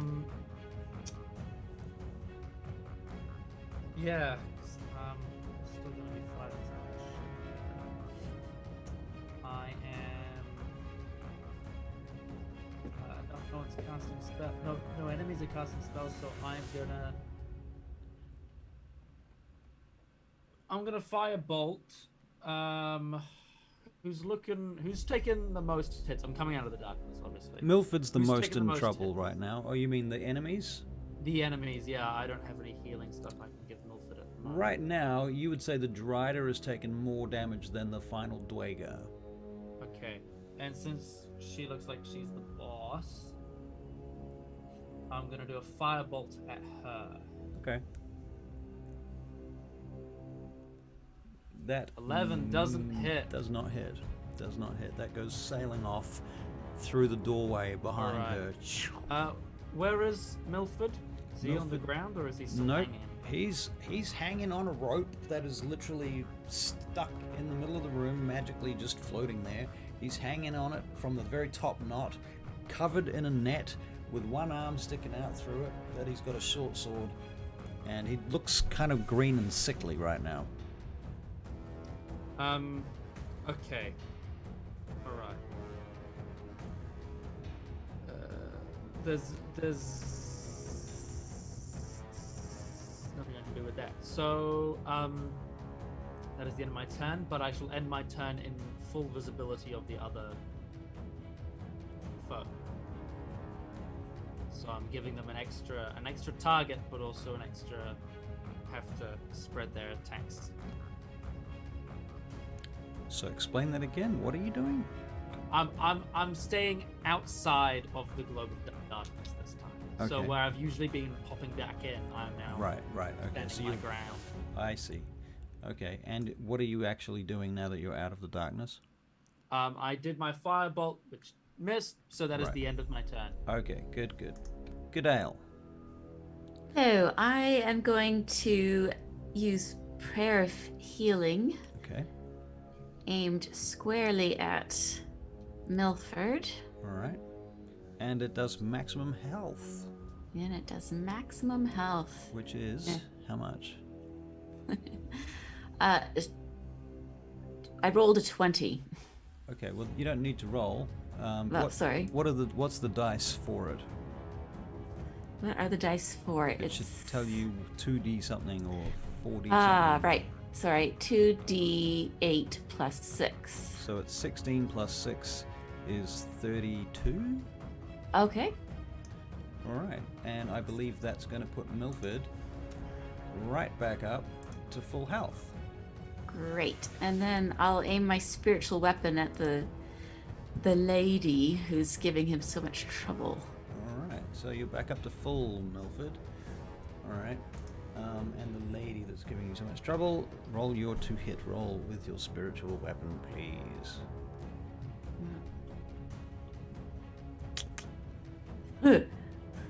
Not much help. Okay. 8. So, all right. So it sort of sails around her and she avoids it.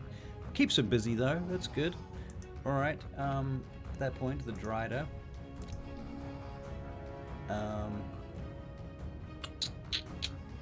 Text me again.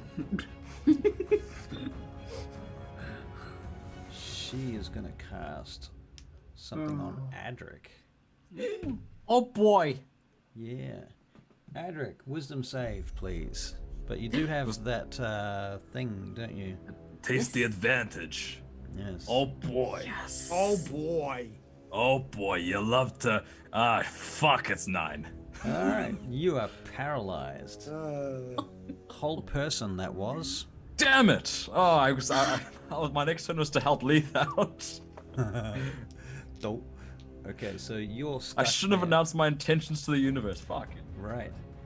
All right, and a Dwagar comes running at you, Adric. What's your 17 because I armor don't have my 17 because I'm using my big hammer right at the moment. Right. Okay. All right. So he comes at you with his war pick and does not hit you. Does not hit you. So yeah, that's nice. That's a good thing, right? Leith. That's surprising. I just feel like curling up in this net and calling it my home from now on. But I shall try to cut my way out again. All right. Sleight of hand. 14. You cut your way out. Hey! Yay! Right. She's not dead yet, is she? She's well not dead. The Drider. Well not dead. Okay, I will. Revenge. I am out, and I'm about to shoot her in the face, but not Do till it. my next turn. Not till Can't next do that. round. Okay. Yeah. All right. So Milford. I move. Can everybody hear me? Yes. I dash up the fucking rope. You're already at the top of the rope. I make a leap for her. Okay, you're gonna leap for her. Okay. All Yes. right. So, is this a sort of an acrobatic leap? Yes. All right. So you're gonna make an acrobatics check. Yeah, acrobatics. All right. Acrobatics. Please. If you succeed at this, you will get advantage on your attack. Okay. And just because If you I fail, you will get disadvantage at whatever you do. 24. Oh, right. You grab her, you grab onto her, you climb however you want to on her. What do you do? I'm gonna stab her in the wherever's. In the wherevers. Oh, that sounds dangerous. Right. Roll to hit with advantage. Okay. Now that you're on her, you can free your other hand too. Yeah, I'll use both swords. Right, sorry I'm taking so long.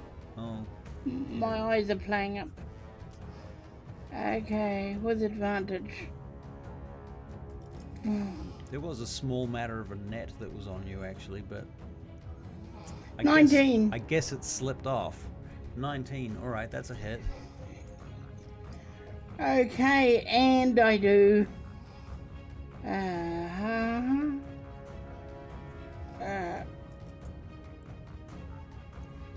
No, you're kidding. 7 damage. 7 damage. That's one sword. Yeah. All right. And the other Bonus sword. action with your other sword. Come on, be good to me. 25. That hits. So damage, but not with strength bonus. Okay, alright. 8. 8. Remarkably, you did more. All right, very good. All right, Dwager attacking Adric.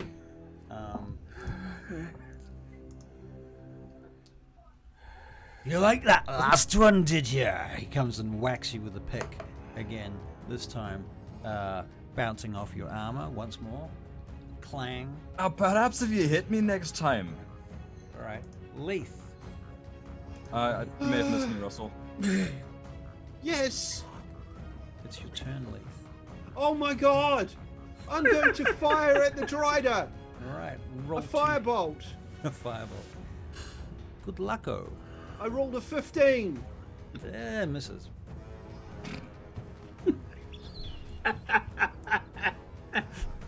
Leith's having Steve, a you really... still got that fireball, right? You Yeah. still got that fireball, right? Yeah, I'm not letting it off in a small room.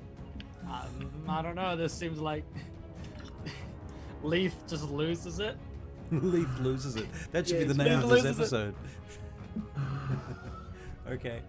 All right. That was Leith's turn. You got no bonus actions, I take it. Yep. All right. Milford, back to you. Okay. Russell, I think you might have missed me. I missed you. I think so. Oh, What the hell? What the hell? Okay. Never mind then. Adric, back to you. Yeah, I see Brilliant. what happened. I see what That's happened. all right. I'm still a whole person, right? Yep.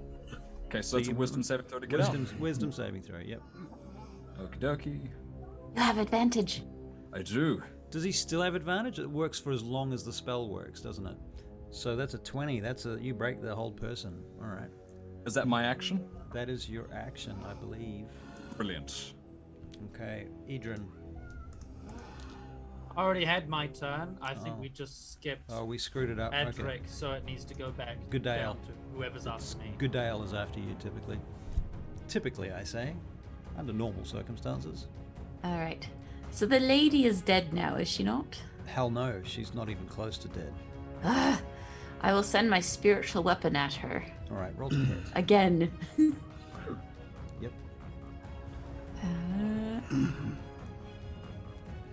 Oh my gosh, critical one. Oh, okay. All right, you send your weapon towards her, narrowly missing Milford Brixton. Oh, no. So, that's me being nice, really. Could have had him. At which point the Drider looks down at you, Goodale, doesn't think much of you being, really in her presence. And she casts poison spray at you. You need to make a Constitution saving throw. Constitution saving throw. As this puff of noxious gas emits from her hand.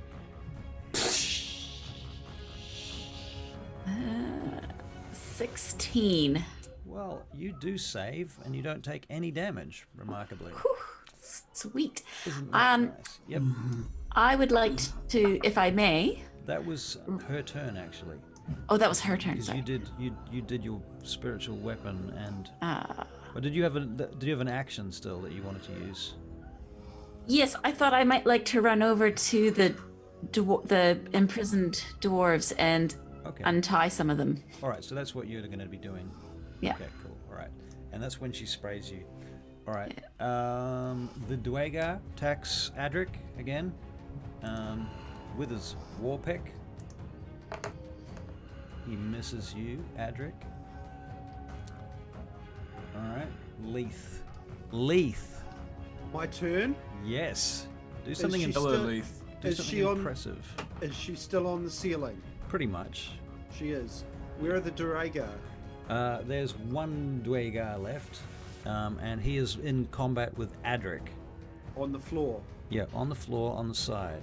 He is in melee combat with Adric at close range. I've got to shout, everybody hit the floor. Mm-hmm. All right. And fire my fireball upwards. All right. Brixton, no! No, I've got a plan. Okay, cool. Okay, yep, I know what your plan is. All right. If I think I know what it is. I think it involves a ring of evasion, does it not? Okay. Yeah, that too, but I've got something to go with it. Okay. Ooh. I'm rolling 10d6 points of 10d6 worth of damage. All right, now I get a saving throw for this, right? Do It's a you? dexterity saving throw for a fireball. Yep. Well, the Drider fails. 39 points of damage. Yo! 9 points of damage. Well, you really, really piss her off. And Milford, you need to make a dexterity saving throw with advantage. Don't forget, I've got 2 of my swords in her body. Yeah. Yep, and I'm keeping them there. Hang on. Dexterity saving throw, sorry. You have to get out of there, basically. So you. Yes. You're not I've going to got a leave the plan. swords in her body, are you? I've got a plan. You watch. You're going to leave them in there. Okay. No, I'm taking them with me, but All right. inside her body. You've already done your attack. No, I haven't. Dexterity. Dexterity. Come on, my eyes. Here you are. Okay. 23. Yeah. Okay. You're out of the way of the fireball. This massive ball of flame. But can I tell you how I did it? For sure. Please. I got the swords in her body. I slide off her body, use it with the swords in my body like a person cutting through a Right. you know. Gotcha. And I use my ring to make it all go right. All right. Very good. And curiously enough, your One more attack is thing. next. So you can take your attack as you're going down, if you like, Milford. Okay. Leaf. Excuse me. Yep. Excuse me. Steve? Have I lost the hex? Why Can would... I- No, I Can don't think so. Can I add the hex damage on things? Yes, you can. Sweet. Another 6 points. All right, nice. Sword. There you go. All right, Milford, roll to hit with your... I'm rolling. 23. That's a hit. And the other one is... I'll do his hit as well. If it hits. Yep. And it's 17. So the first one hits, the second one does not hit. I slide down with the first one then. Yep. And the damage would have been...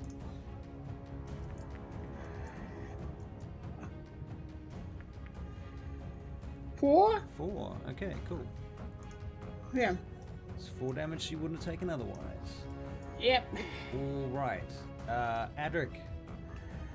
Gonna take my stance. Before you die, you were right. Muradin has abandoned us all. And then I'm going to swing. All right. 24 on my first hit. Nice. Yeah, you hit him. And 11 on my second, so that one doesn't. So Right. first hit, that's First 2d6 plus 5. That's an 11. Plus my big boy damage. That's a 14. So 14 altogether? Yep. All right. Very good. Very good. Okay, so Idrin. I'm gonna firebolt. What's her face? The Drider. All right. Point. Shoot. Bam. Bam! Sorry, what was that? Bam. Oh, good, good. I Oh, got that that's one. a 12. That Yeah. Oh, not bam. It was pretty close to bamming. but then It sails rolled off. past her. Bam. Milford, by the way, you're back in the darkness, just so you know that. I figured that. Yep. And Goodale, it's your turn. You are freeing prisoners, is that right? Mm-hmm. Yep. So is that your whole turn?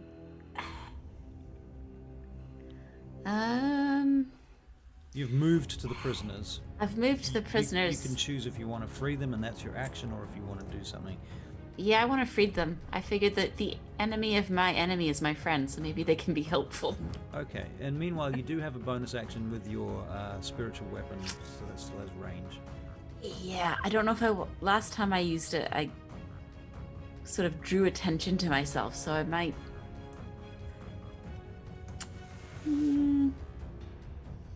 I won't fire it at the drow lady, the Drider. There's no more Yeah, there is Dweg. one more Dwega. All right, I'll fire it at him. All right, roll to hit.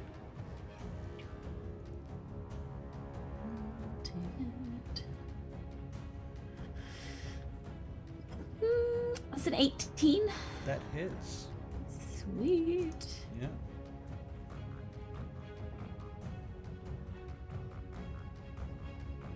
Right, so that's it. Ooh, okay. 8 damage. Yeah, you smash him. He's dead. You crush his skull with your spiritual weapon. See, that was a good decision, wasn't it? It was. And he's well dead. At that point, the Drider drops into the darkness next to you, Milford. You feel a leg kind of slide down your face and next to your body, and you hear her say, No! No! Not my servants! No! You will not see the last of me! and Leith, you can take an opportunity attack as she scuttles over you and Oh, out. fuck through the door. yes! Firebolt her in the face. No. Damn it. She avoids your firebolt, unfortunately. Oh. And then she scuttles past you, and she's running at full speed away from you down the basically the highway, the road, the top of the bridge, away from you. You can have one more attack. Me? Yeah.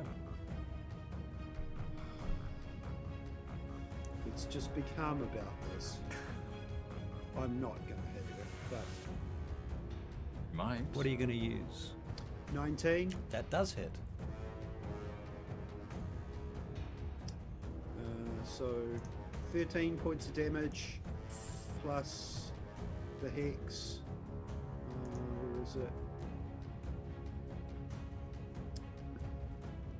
Another 6 points. 19 points of damage. Wow. Okay. She's not happy and very, very hurt. And very on fire. Yes. And she goes scuttling off into the distance, and is heading rapidly for the next guard tower.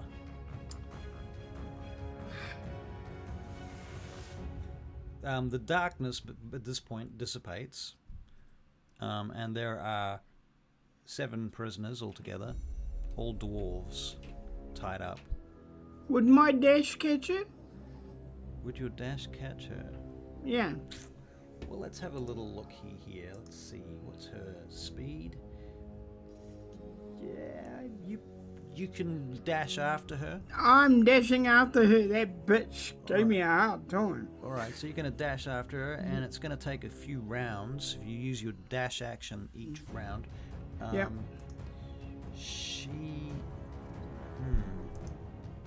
You need to make a athletics check. Okie dokie. I see Milford doing that. I'm going to give chase as well. All right, you'll also need to make an athletics check to try and keep up with it. Yeah, good luck with that.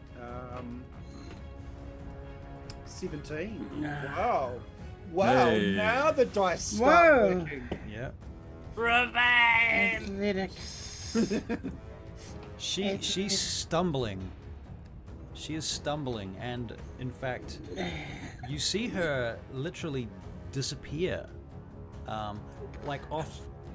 It's like she goes to jump from one section to another. You can't see very well ahead, but you know that there must be a section missing or something because she's 23. Right, you catch up with her. Just as she tries to jump to the next section, there's a break in the bridge, and she falls downwards. And oh my goodness, come here. All right, she lands below you on a small island, and I mean small. It's like 10 feet wide, 10 feet across. And she looks up at you and tries to scuttle around to the other side of the pillar that's holding the bridge. Leith, you turn up right behind Milford at this point. How far away is she? Less than 30 feet. Can I fire on her? Yep. Roll to hit. No, that's not a hit. It's an 8. All right. You miss. Milford, what do you I do? go, rope tie! Okay, so you just knot the rope Yeah, and drop it down. yeah, Okay, so you can climb down after her. So yeah. you're gonna Slide. It's kind of a slidey kind of. You know what I mean? Sliding. You can't really You know slide those down a rope guys with that- knots in it. You know that guy, those guys that kick off the mountain and they go down that way, military abseiling. style. You know what I mean? Like base jumping sort of thing, or Yeah, yeah. no, not Base base jumping. jumping. It's Abseiling. abseiling. Abseiling. That's the one. All right, because you are the parkour master after all, so we'll give you an acrobatics check to do this. Acrobatics. Okay. Acrobatics. Leith does not fancy his chances.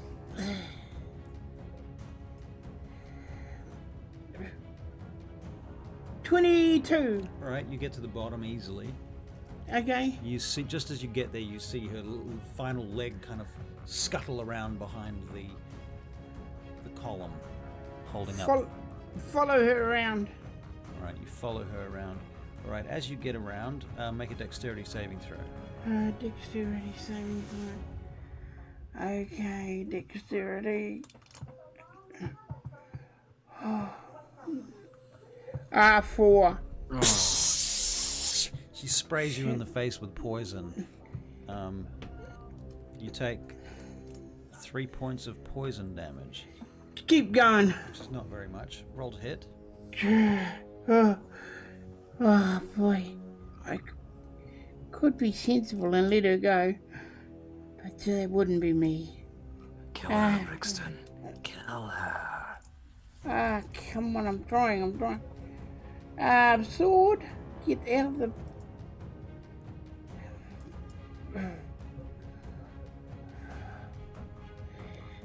Does not hit. What about the other one? Roll to hit.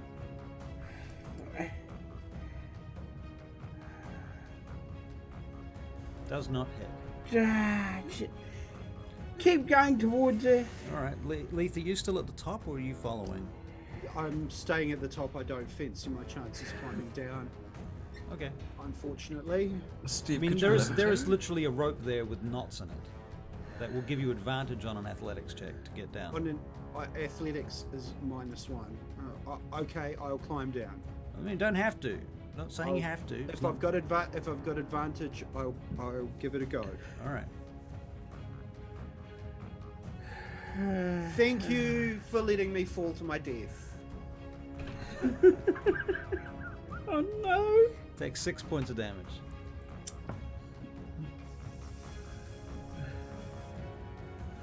Sorry, mate. Okay, the Drider. The Drider is attacking Milford Brixton. Milford, make a wisdom saving throw. Does he still have advantage on this? And is there a range for this?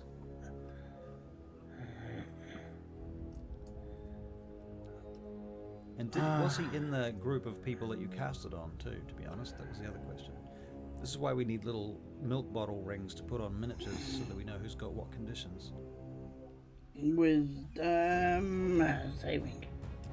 Just once, get it right. No. No? Okie dokie. Right then, you are paralyzed, Milford. You cannot move.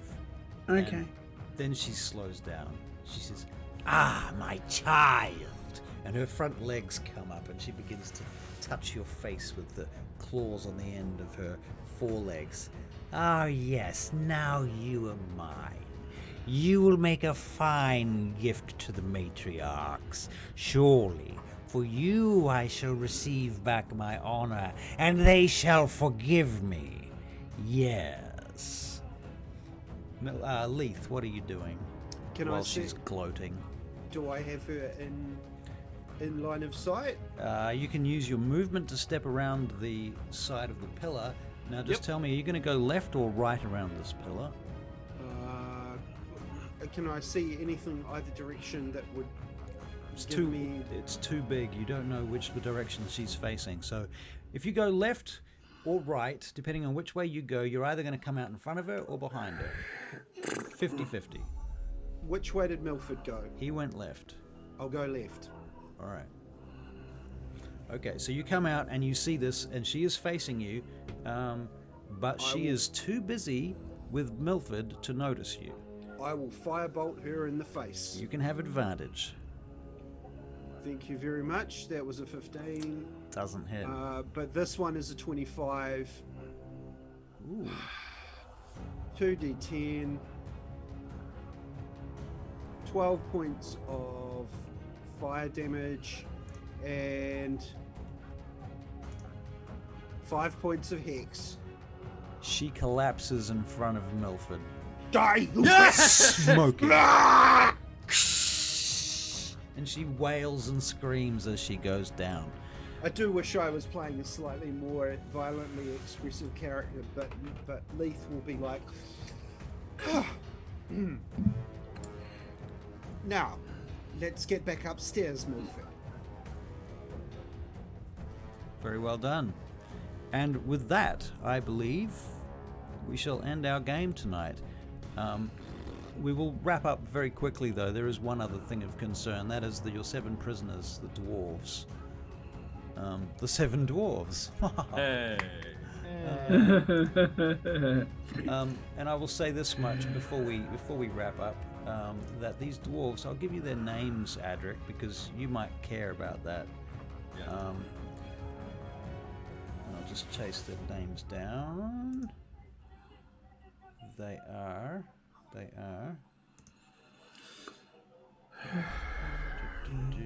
Where did I put their names?